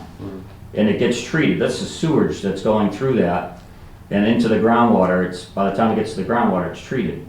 So it's the same principle. We're just doing it with roof runoff and driveway runoff and closer to the surface so that there's actually a crushed stone, where a sewage disposal system has a lawn over it. But it's the same process that the bacteria that is in that environment help treat the dirt that's in there. So it's a, But it's not. crushed stone leaching systems have been the standard for Right. decades. We're starting to get into some alternative systems, but But it's an old faithful. that's at least underground and protected. This is going to be a open. It's an open stone thing, but you can decorate it on the top with smaller pea stone. It will take some maintenance to make sure you get the leaves out of it every fall. That's So- where I'm going. Right, so there has to be some maintenance, but the gutter flow is gonna direct into its subsurface. It's the runoff from the lawn into it that you wanna make sure it doesn't bypass it. So the homeowner would have to maintain it by taking any, leaves or debris that may be on top of it, which Right. could be added into the, So if this gets compromised in any way, then we get runoff from the driveway and the lawn going down slope into the wetland. right. Again, it's going through the lawn, which is already acting as a filter, and then it would go into the stone. But yes, there will be some maintenance, but I think it's a lower maintenance and something that a property owner can do more easily than maintaining, say, a rain garden or some more advanced type of feature. Yeah, or not do. Or not do. It's really, Yeah, Mr. McGuan's here, and I, I know he wants it to work right.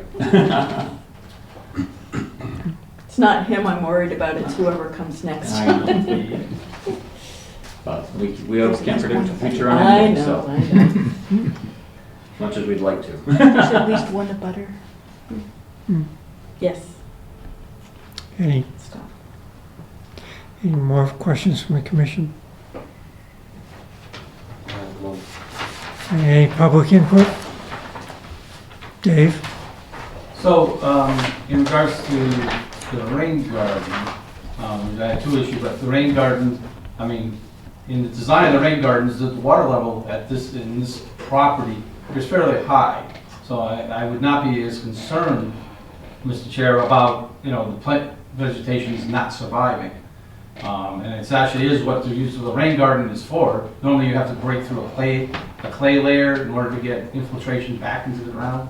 I don't see this site as having that problem, but the rain garden would stay alive because of the amount of groundwater, and also it would do a lot better filtration than just riprap and trying to maintain the surface of the riprap to prevent the water from running over it.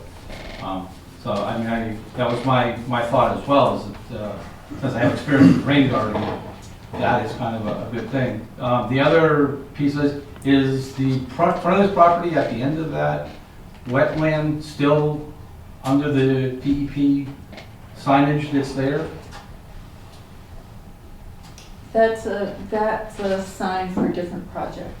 I understand, but that is still open, that DEP number? Because I know it was a big issue 10 years ago that it was still open. I was curious as to if that's still open, because it's right next to this property. I'll have to check. Well, that expired.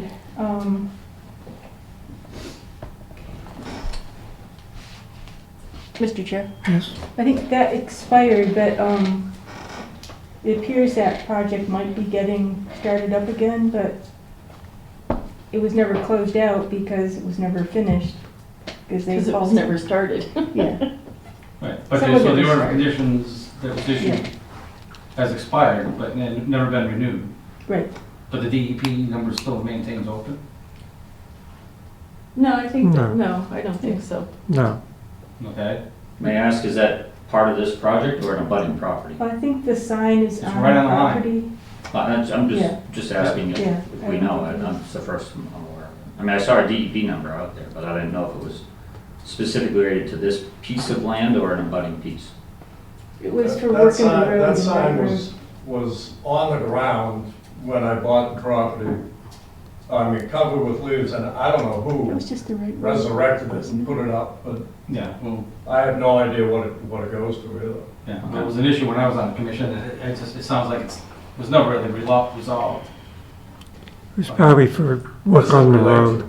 That wetland area, It was. work in the wetland. That was one of my first reports.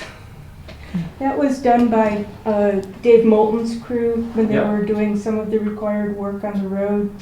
But again, the project stalled, and so they didn't do more work to close out that. Yeah, that was my concern, is Yeah. that, But But I it don't doesn't think, go with that property, it's no, just. I think the DEP number is just mounted on a convenient tree, which happens to be on this property, but the project, the DEP number isn't on this project. Correct. So there was no No. tree on the middle of the road. So that would be my thought. Okay. Yeah. Anything else? Just one more Well, we- question. Just back to groundwater. Do you have calculations in terms of like, you know, putting in a foundation, how that will affect the extent of groundwater, you know, increase, flow rate? I mean, on a project this small, it's kind of hard to come up with that exact number. I mean, usually stormwater calculations are done on bigger, I know. and that the trigger of that is something more than 4 houses. Right. So, again, it'd be very minimal, just simply because of how small of a project it is. I mean, those calculations are really based on for big swaths of impervious areas. Yeah. And 40,000 square feet is the threshold, and Yeah. our lot's only 13,000 square Right, feet, so right. we're not. Yeah, it's just, I mean, it's just a very steep and sensitive area. Understood. I think you might have a different perspective when you see it in person, walk the site. It's not like you can't walk it. It is gradual, it just, Yeah. it's not like you need a hiking boots to get Yeah. there. It's pretty simple to walk. Anything else? I'm not sure I have standing to speak on.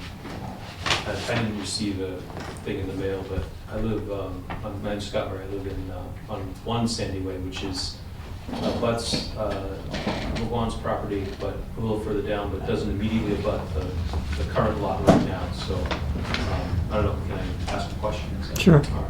All right. So, I guess my only question is when this house is built, is if the design or the engineers can speak to a couple things. And one is that, you know, there's a lot of erosion and silt that comes down this stream. When you walk in the pond or swim in it or boat in it, you'll notice that basically going about 20 or 30 feet out from the end of it, it's significantly shallower compared to either side of it. So a lot of runoff and silt and organic debris and nutrients come down it. And I just, it's you know, the pond is gradually eutrophying. And I guess my question is does this, you know, is there a way, does this disturb that, or is that going to accelerate that runoff? And if so, is there a way to design it or add in other considerations to mitigate that? That'd be one question. Second question is, we actually are on a shallow dug well. We're not on town water. And the well is about 40 feet off the edge of that stream, you know, further down off the grid here. And my question is does that, the project, would that potentially impact my drinking water? And if so, is there a way to mitigate that? Again, we're adding mitigation. That's the whole purpose of the recharge trenches, the mitigation plantings in through here, and the control during construction of having the siltation and erosion control barriers. I mean, once everything's stabilized with vegetation, there shouldn't be any more silt leaving the site.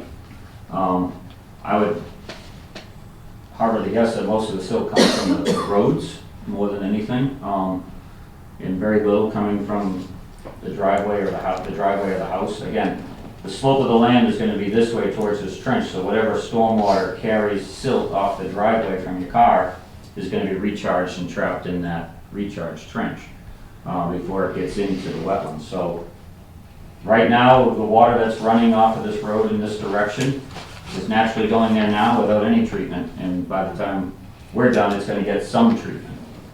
I mean, from this runoff of the road this way. So,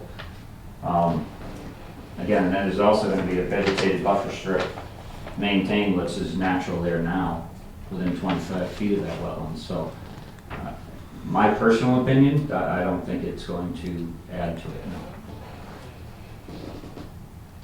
Okay. All right. Mr. McClellan, do you have anything you want to add? Okay, just want to make sure you have the opportunity. All right, so you need a sidewalk? Request to continue the hearing for your site walk? Yep, so that'll be sidewalk on the 26th at 10. Same thing, you want the house staked out? Yeah, the house and recharge. Driveway's pretty straightforward, I mean. Yeah, But, the recharge trench and the retaining wall. okay. All right, And Stack 'em up. in the locked corners are all staked, right? I have corrected copies Okay, right here. thank you. Some of the I'm larger submitting- trees they oh. want to take down away from the house. Noted. Wait, say that again? What about just putting a mark of some sort on the larger mature trees that are not within the house, but you want taken down? Not within the house, but one Right. to take, yeah, I can put some ribbons. Obviously, the ones within the Yes. house. Pretty obvious. Go ahead. and the lot corners. Mr. Chairman, just so you know, Mr. McGuan brought to my attention a couple little typos within our notice of intent filing. One, we had the wrong house number for his mailing address, so we want to make sure that you have that. It's number 13, not 15. I have two corrected copies of the notice of intent. We also made one minor correction on the ACEC question on page 7. Both the yes and the no were checked off. So we do know we are in the ACEC, so I removed the no check box. Thank you. Okay, Thank you. All right, so- we'll see you on the 26th. okay, motion to continue the hearing to November 7th. Second. All in favor? Aye. Thanks for your time, everybody. Thank you. We did not continue the hearing for, Yeah, we did. not for John Carroll. Not the John Carroll site.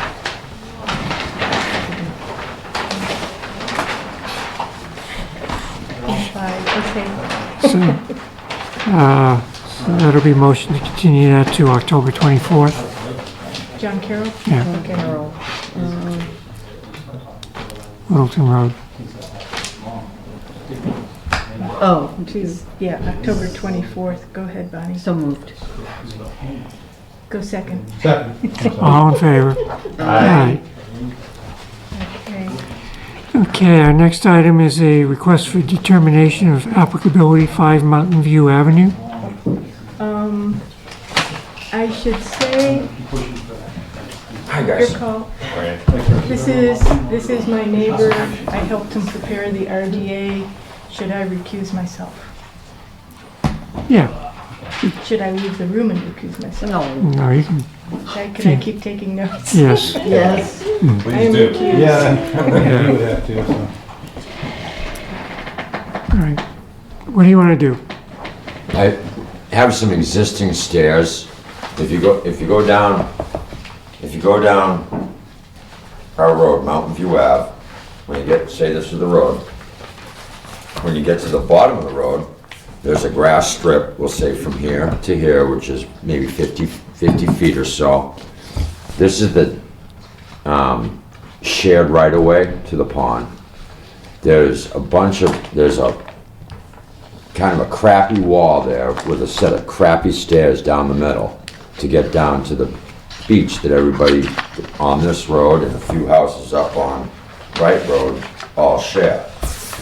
The set of stairs is about 3.5 feet high, and it goes back about 7 or 8 feet, and they're all single stones that over the years have just moved because all the water comes down the road, goes over the stairs, into the pond, and we've been down there fishing every couple of nights a week. And I'm almost breaking my ankle every time I go up and down those stairs. So what I would like to do is remove the rock of the existing dangerous stairs. All the rock that gets removed will just be placed on top of the existing wall. I'm not gonna truck anything out, I'm not trucking anything in. I can put down a hay wattle, like a happy face, underneath of it. I'm not removing any dirt. I'm just taking the rock up, putting it on the wall. And I'd like to put down about 6.5 inch thick by about 14 inch deep on the front granite, old curving. Some of it's antique, it's got drills, feathered and wedge split marks on it. It's not antique, but older stuff. So they're about 6.5 inches tall, they're about 14 inches deep.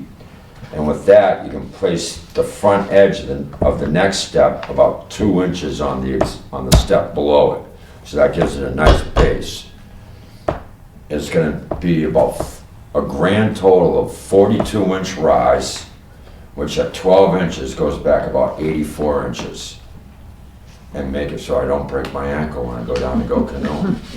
That's all I wanna do. How are you gonna move the rock that's there? Just grunt? Probably by hand. Really by Honestly, just pick it up and move it. It's only rock this big. They probably don't weigh much more than 50 pounds. Yeah. The granite, I'll place with a mini excavator.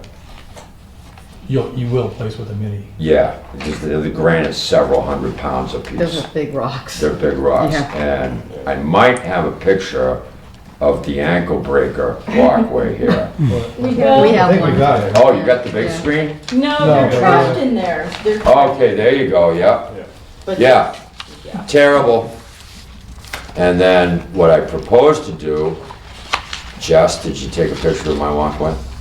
Yes. She's not here. We refused Oh. her. Right, just who? This is what I want. This is basically what it's gonna look like when I'm done.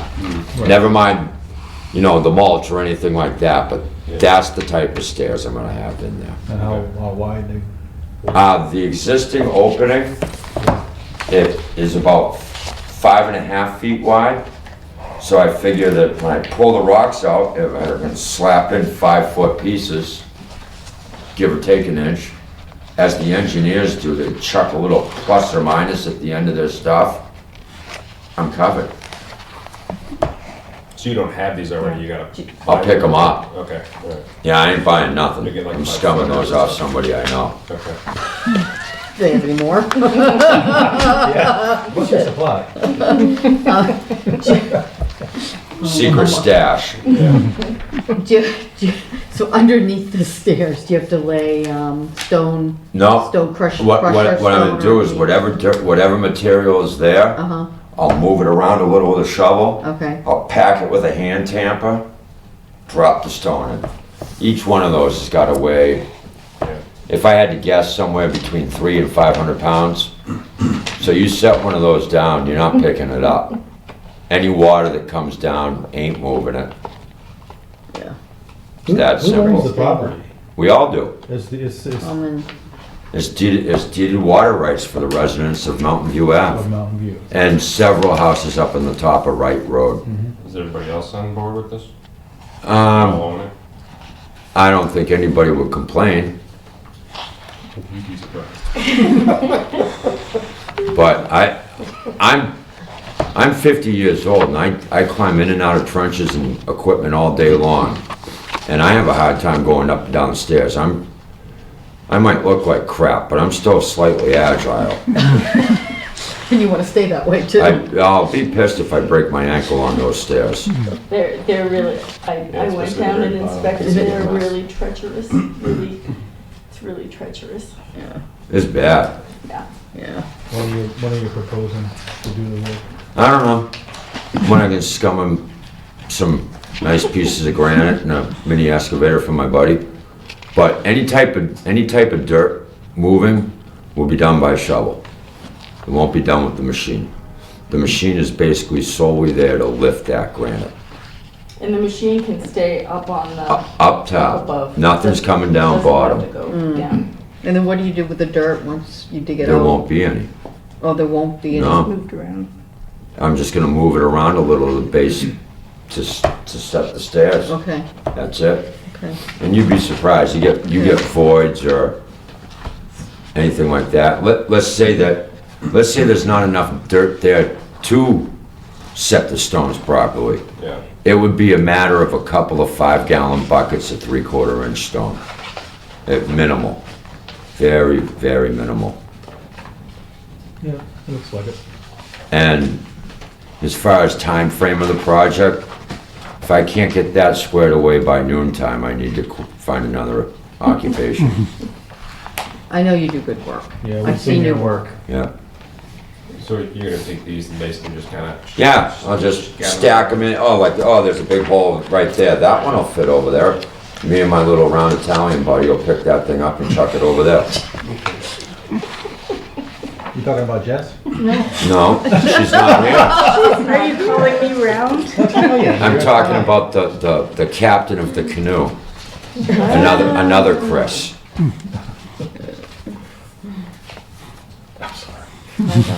Wow, you think it's only gonna take 5 hours, huh? Well, did you see, Wow. she has. She who's not here. She who is not here. I've seen it. Have you seen the back wall? Did Your- she show you the back wall? your My wall? back wall? It's a thing of beauty. One day. One day. One day. Wow. He's got it covered then. No, I'll prove it. I'm proud of it. It come out. Well, as you should be. It come out pretty sick.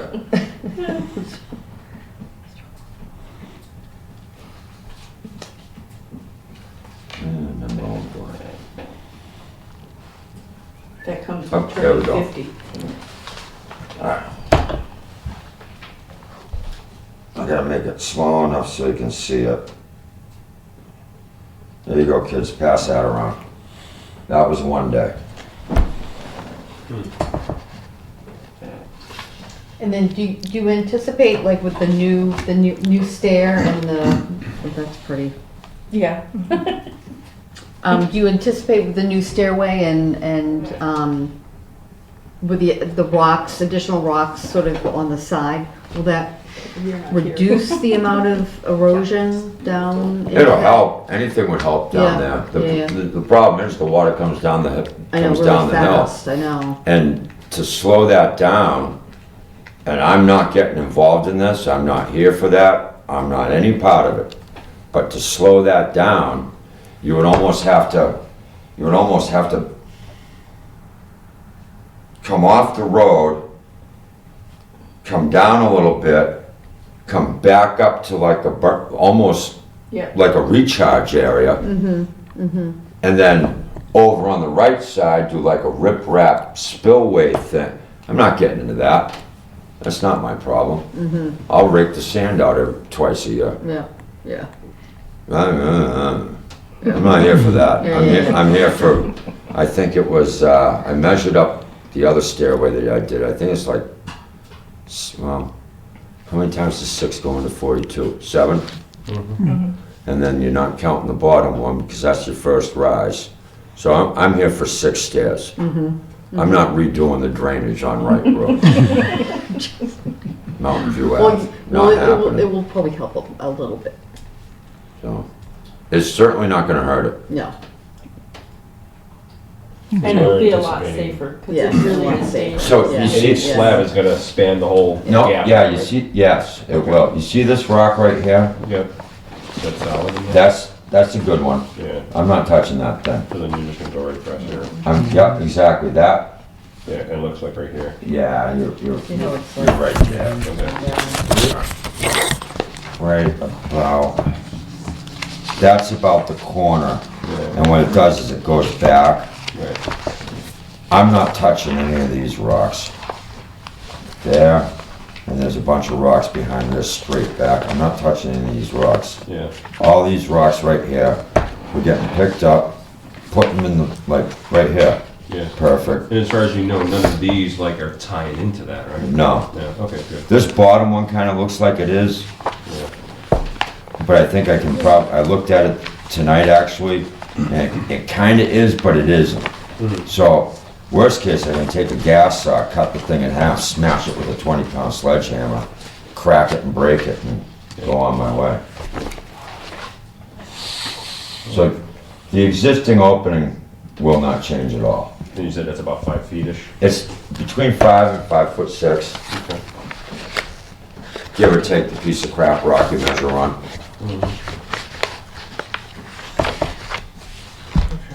Anything else? Dave? Yep, I would be totally supportive of this. I've broken my, or almost done the same thing multiple times. Yeah, it's terrible.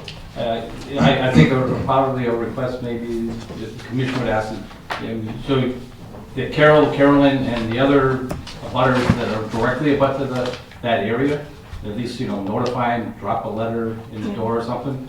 'Cause I know, I'm coming from Carolyn's side. That's where They don't directly abut though, right here. no, but it's that end of they're the last house on that side of the road. Yeah. Yes.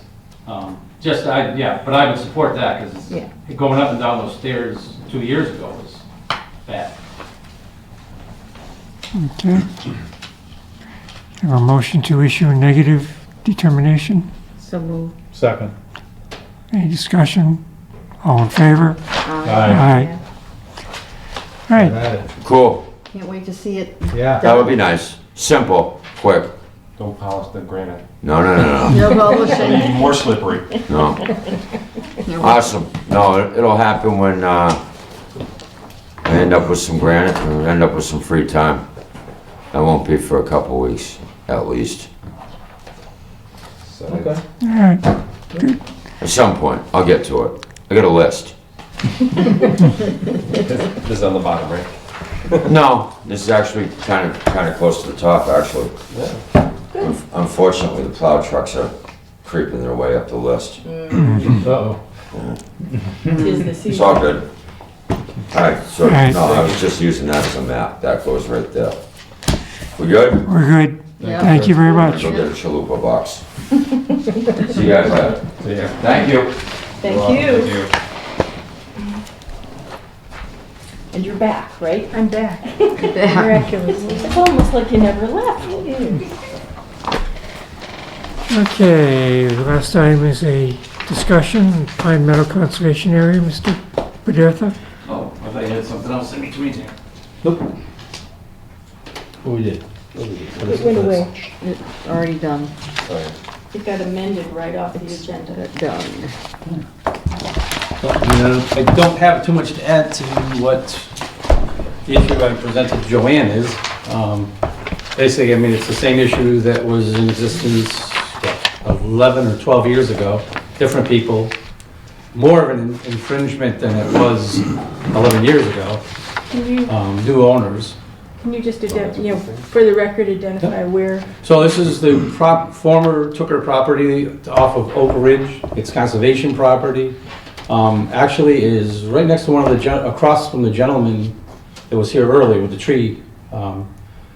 That's the entrance to the conservation property at that end, or that area of Oak Ridge. If you exit up the hill, head over to the right, there's a conservation shed and a conservation lean-to. They both exist in the back of that property, ways back from the property line. Those were also donated to the Conservation Commission through the property by Mr. Tooker. Well, we bought them. Yes. They were on the property. He was going to have them removed, but couldn't get anybody to take them. The former owner of that house also was storing firewood inside of the shed for years. Commission at that point chose not to try to pursue to force him to stop using the conservation property for wood storage. Since then, we now have somebody, at least for the last 3 years, they have large equipment, metal equipment trays, lockers, kind of the things that go in like in the back of a truck. A lot of times that kind of size for tools and such. There's at least 2 of them up there now.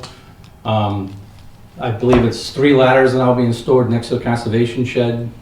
The back of the lean-to is being used as storage for staging equipment. The inside of the shed, I was asked to do a walk with a gentleman from town, and we ended up at Oak Ridge.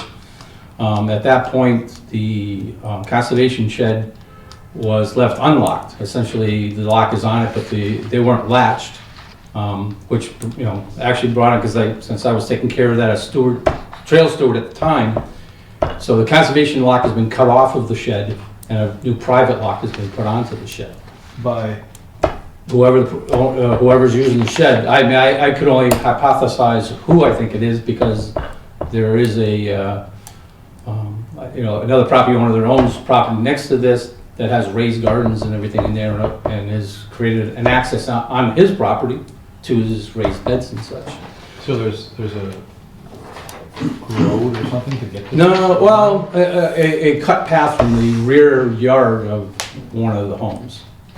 But yeah, definitely not, it's a clear path, it's not a road.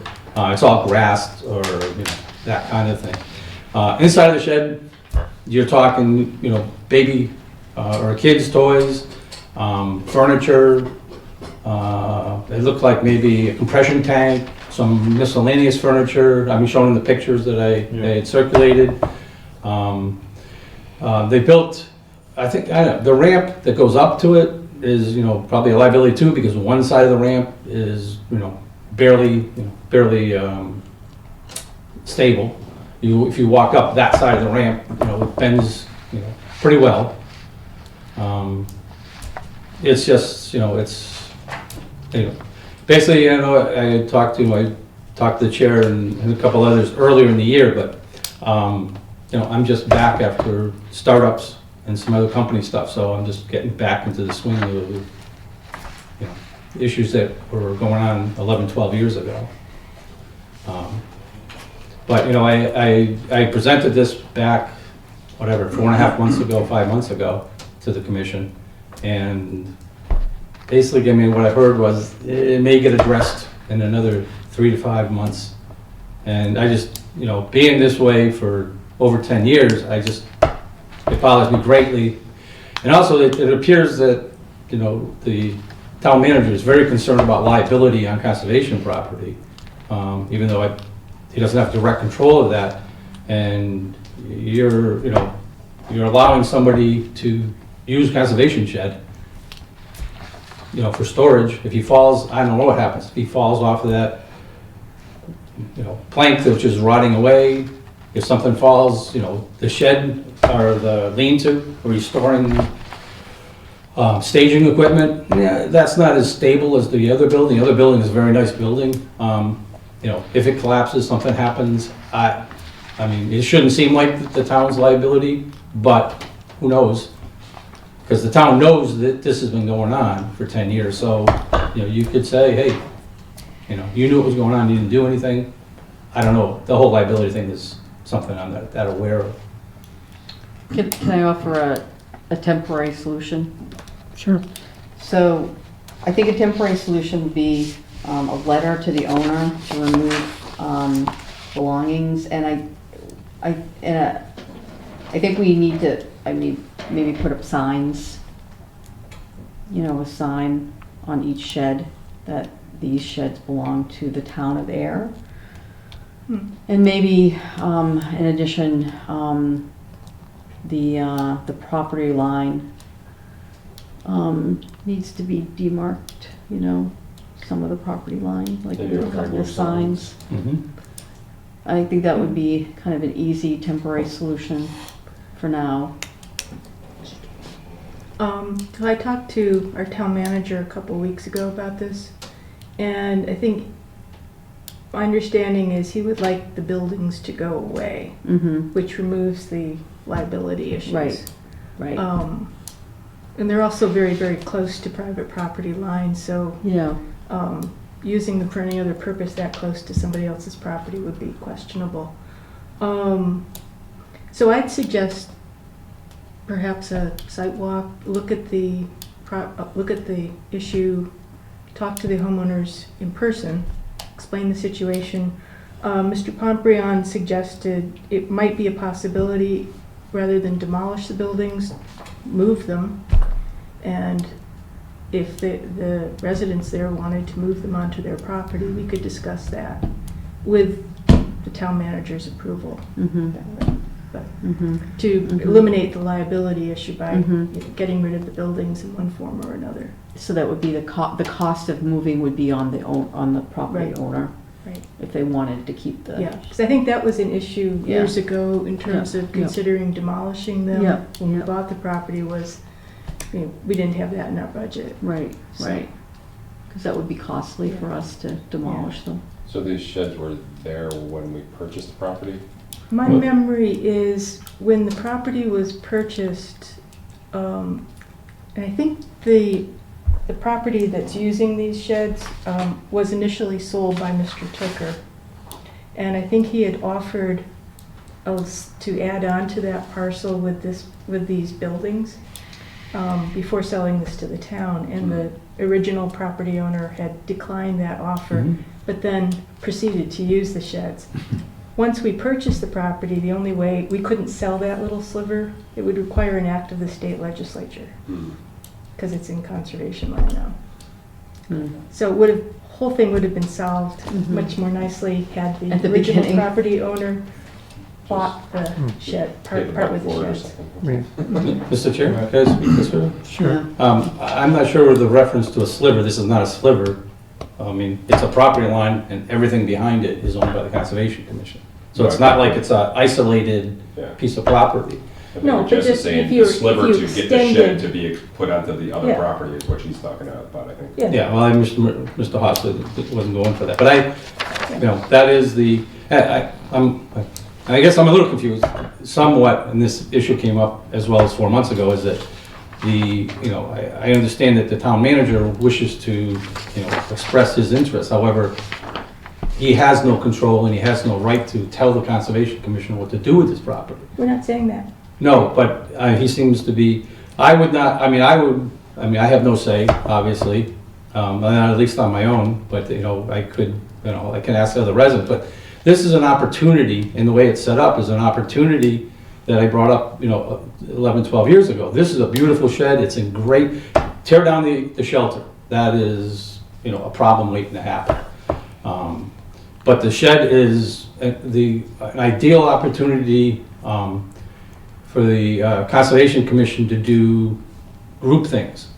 It has a clear trail from the trailhead with a small maybe amount of maintenance. No maintenance has been done, so it's, some of it is overgrown. But the shed is in excellent condition. There is no rut. The roof is in perfect shape. All the walls are in perfect shape. It needs a ramp or a walkway to get up into it. However, I cannot see any time in the near future when the Conservation Commission or the town is ever going to be able to expend funds to put up a shed like this for this purpose. And we're talking down, possibly, tearing it down just to maybe remove some liability when, this could have been addressed quite a while ago. I would disagree with tearing the shed down. You can take your conservation. I was unaware, like I said, I don't think Joanne was actually even aware that this existed there. But, after a walk, you can see what the state of the building is. Unfortunately, when, again, 10 years ago, we used to maintain that area. There's beautiful strawberry patches surrounding the whole building area, which Mr. Tooker had left.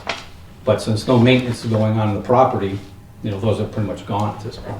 But the shed is an ideal opportunity for the town to have, a building that you can do. It has racks and shelves in it. It has, it's a great area, inside an area to do, informational studies. It's not that far. It's a walk. It's a hike from like the school to get over there. But there is steep access in the beginning to get up the hill. But otherwise, you could do some, really great things in there. Trying to promote the conservation property, conservation issues. You have an overlook of the Flanagan's Pond. It's a nice view. The homes are in a much lower elevation, so you can actually see over the top of them out onto the pond. I mean, it's a great piece of property and it's a great shed, which the town is never going to expend money to try to build something like that, because it would be very expensive. And I do not know, I mean, I would say notification, I think there's only really two people, two property owners that you probably have to notify, you know, to be sure that, you know, one of the two, whoever's storing stuff. But I'd like to be notified if I'll try to keep track of it, if the decision is to take the shed down, because I think that's, at that point then, the residents should, you know, should have a say, because it is conservation property. And it's something that they would lose in their ability to use. And we have very few areas in conservation in the town that's going to offer this kind of an opportunity. Okay, thank you. So why don't we tack this on to our sidewalk on 26? And that notification of the homeowners could also constitute what Bonnie was suggesting, is preliminary notification that the town will be proceeding with some sort of resolution. Mm-hmm. So. Would you have to have the lawyer to kind of write the letter, or? I don't know, I'll find out. MACC is, I've talked to them many times over the last 10 years. They would actually have assistance there if you wanted them to. So, Okay. 11 Thank you, Dave. 11 o'clock? Whatever, it's just gonna be us. The next one. 10:30, yeah. The next one. Yeah.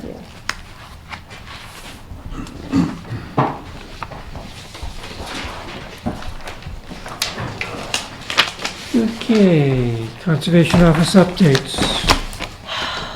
There we go. There we go. They're right there. Yep. Screen. So what do I remember about Conservation Office updates? Any negative issues? No negative issues. Except we can't access the Mondo pad. There's a negative issue.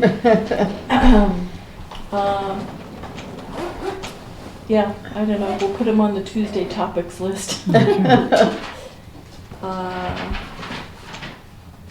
nothing negative, nothing very exciting. No. The conference is coming up. You're a grandmother. I'm a grandmother. Congratulations. Yes.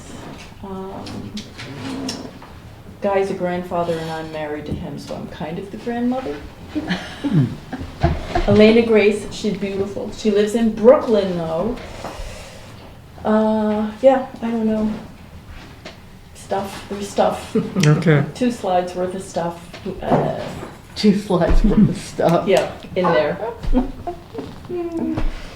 Okay. Member updates, Mark? So I spoke to Mike just before this meeting. He was just getting home. He is interested. Okay. He's unfortunately conflicted about the commitment, the time commitment, so he's checking. All right. He's trying to get to another meeting, but like I said, he's just been kind of busy. Okay. Going back to MACC, Mm-hmm. so do we go to the site and log on now? We've got our Yes. IDs again, Yep. so. Yep. Okay.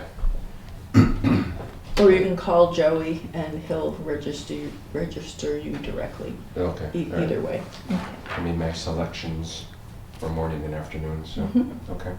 Yep. All right, that's all I've got. John? I was walking back in the Pine Meadow. Mm. There's a lot of trees down. Yeah, again? Well, we had a bunch of lind Really? a few days ago. So I Oh. saw Mark Hmm. Dixon, the tree warden, out on the sidewalk Mhm. last week. And he said that he had, earlier in the summer, he cleared the one that was down by the To the Pond sign. Yeah. And then he cleared 2 smaller ones that were down by the upper Beaver Dam. So even more than that? Or since then? There was just a few here and there, Okay. a couple of big ones. There was a big, really big tree beavers brought down. By the observation point? Yeah. Yes, somebody was telling me about that the other day. Really? They've been, it's an oak tree about this big, and they've been working at it for a couple of years. This is where the trail goes way up. Yeah, over onto looking that at- observation point Yeah. near the upper beaver dam. Yeah. Yeah. Impressive. Wow. 11:30 on the 26th? Speaking of beavers, anything on the beaver deceiver? Yes, it's in there. It was in there. Mike Callahan is coming, whatever it says in there, like next week, to put in the beaver deceiver at the expense of the DPW in the lower beaver In the dam. lower beaver dam? Yeah. Good. For which we have to do an NOI. Yes. Yeah. And it can be after the fact. Okay. So I'll try to have it pulled together for next meeting. Mm-hmm. Yep. Okay. All right. Bonnie? No. Jess? Just one thing, Ken Diskin stopped me at a meeting, CPC meeting the other night. You know, so there's this issue of with the open space residential developments, who accepts the conservation restriction or the open space? And he was saying persuasively that if, on the one hand, we create the concept of open space residential developments to preserve open space, but then if nobody will accept the open space as a conservation restriction, it's sort of creating a bar that can't be met. So I thought at some point we should discuss the pros and cons of whether, if anybody, whether we should accept those Well, open space parcels, even if they're not publicly accessible. Carol Goldsmith sent a letter today to Robert asking that the town accept either the restriction or the land for Littleton Road, and offered to have a meeting to discuss it. So, ball's in Robert's court for the moment. Okay. Yeah. I mean, it just seems if the OSRD, on the one hand, a CR is hard to monitor many of these. On the other hand, if the goal is to encourage the creation of open space. So ball is in Robert's hands. Robert and Mark Archambault and Ken and I met last week and talked a lot about this. Yeah. And so Robert has some ideas of how to proceed. Okay. Any committee updates? CPC is looking for a raise in the surcharge from 1% to 3%. That's on the town warrant for town meeting in a couple weeks. Oh, that's coming up.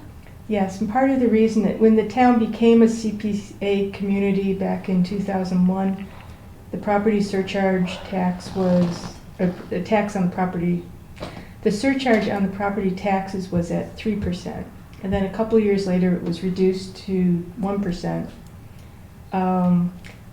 If you increase it up to 3%, and we're starting to get more projects come through CPC, but at 1%, you're eligible for one state matching grant round. At 3%, you're eligible for 2 additional rounds. And Janet did a calculation based on 2016 numbers. If the percentage of state match was around 21% based on the 1%, but if you added in local revenues and the state match at 3% with the additional funding rounds, the state's now contributing about 33%. So you get more bang, you get considerably more bang for your buck. So we're hoping people will see that. And this money can be used more for you know, housing and historical preservation, and more money potentially for open space if we grab those opportunities and so on. Not just bang, you get more bucks for your bucks, basically. Right, yeah. Never mind bang. More bucks for your bucks. More bucks for your bucks. Yeah. Okay. Who's at town meeting, who is introducing that? Janet Pravadakis. Janet will be, She's doing a PowerPoint. okay, good. So All we're right. gonna have warring PowerPoint Good. presentations. Okay, Nice, nice. very nice, Battles. very good. So speaking of town meeting,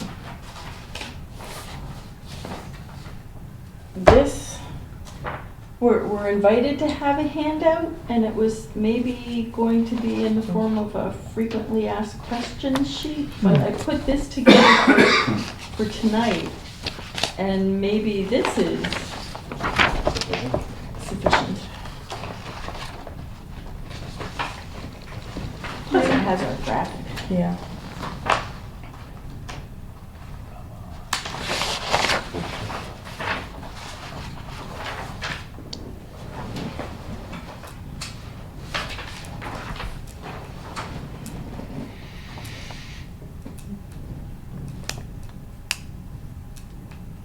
Okay, oversee should Oversee, be, yeah, you have an N in there. no, Okay. Um,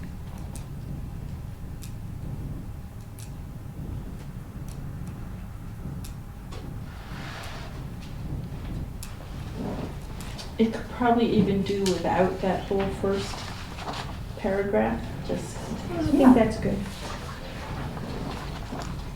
give one to Dave too.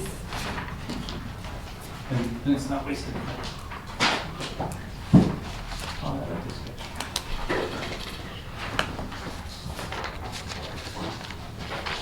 So we don't have to figure this out right now, but,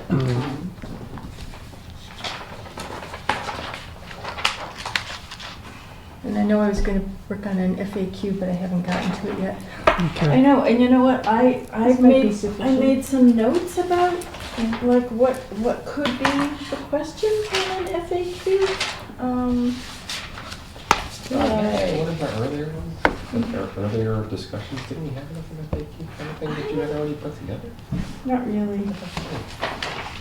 So what is a local wetlands bylaw? What is a wetland? Why do wetlands need to be protected? How can we protect Ayer's wetlands? How does this new bylaw differ from the Wetland Protection Act? What does the new bylaw do? What does the new bylaw not do? And I saw one question that some have, which is very good. How do I know if I have wetlands? Uh-huh. ah, That is a good one. Yeah. What do I do if I do? how do I? How do I get rid of them? I was reading something before this meeting and, thinking on some, like, a couple of the projects before us tonight that, I think the Army Corps of Engineers set some standards and such that the threshold for requiring, like Neil Gorman was saying 40,000 square feet. Mm-hmm. And so conservationists across the country are finding, our wetlands are suffering from death by 1,000 small cuts. Mm-hmm. It's not Yeah. these Right. all these small projects, very small projects. It's just cumulatively, they have a devastating impact now. Yeah. And when he said that, I quickly looked and said, so who owns all these other properties? So was it just parsed out piece by piece such that, exactly as you said, right? It was just One. taken care of one stroke at a time, right? Yeah, Mm-hmm. yeah. Yeah. I'm sure at one time it was all owned by some single person or whatever. Yep. Yeah, that was. All right. Do people, I see a question. Sure. Do people understand what the buffer zone is? And you just say buffer zone, in general, people understand that? That'd be another question. Yeah, and that's Right partly, now. that's partly why we have the graphic there. Mhm. Yeah. Oh, okay. Because right now, one of the projects presented tonight, they said that construction was in the buffer zone. Do they understand that right now, that can happen, Yeah. so.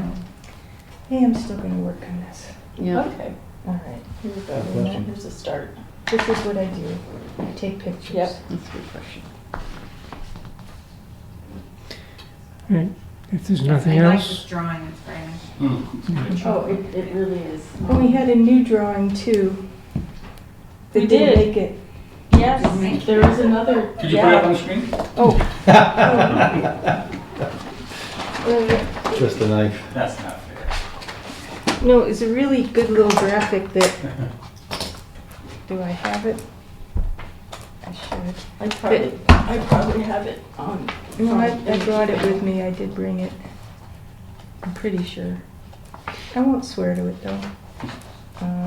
Maybe I didn't. Here it is. You got it? Yep. It really illustrates. Yes. Illustrates the protection that the protecting buffer zones provides to flood damage.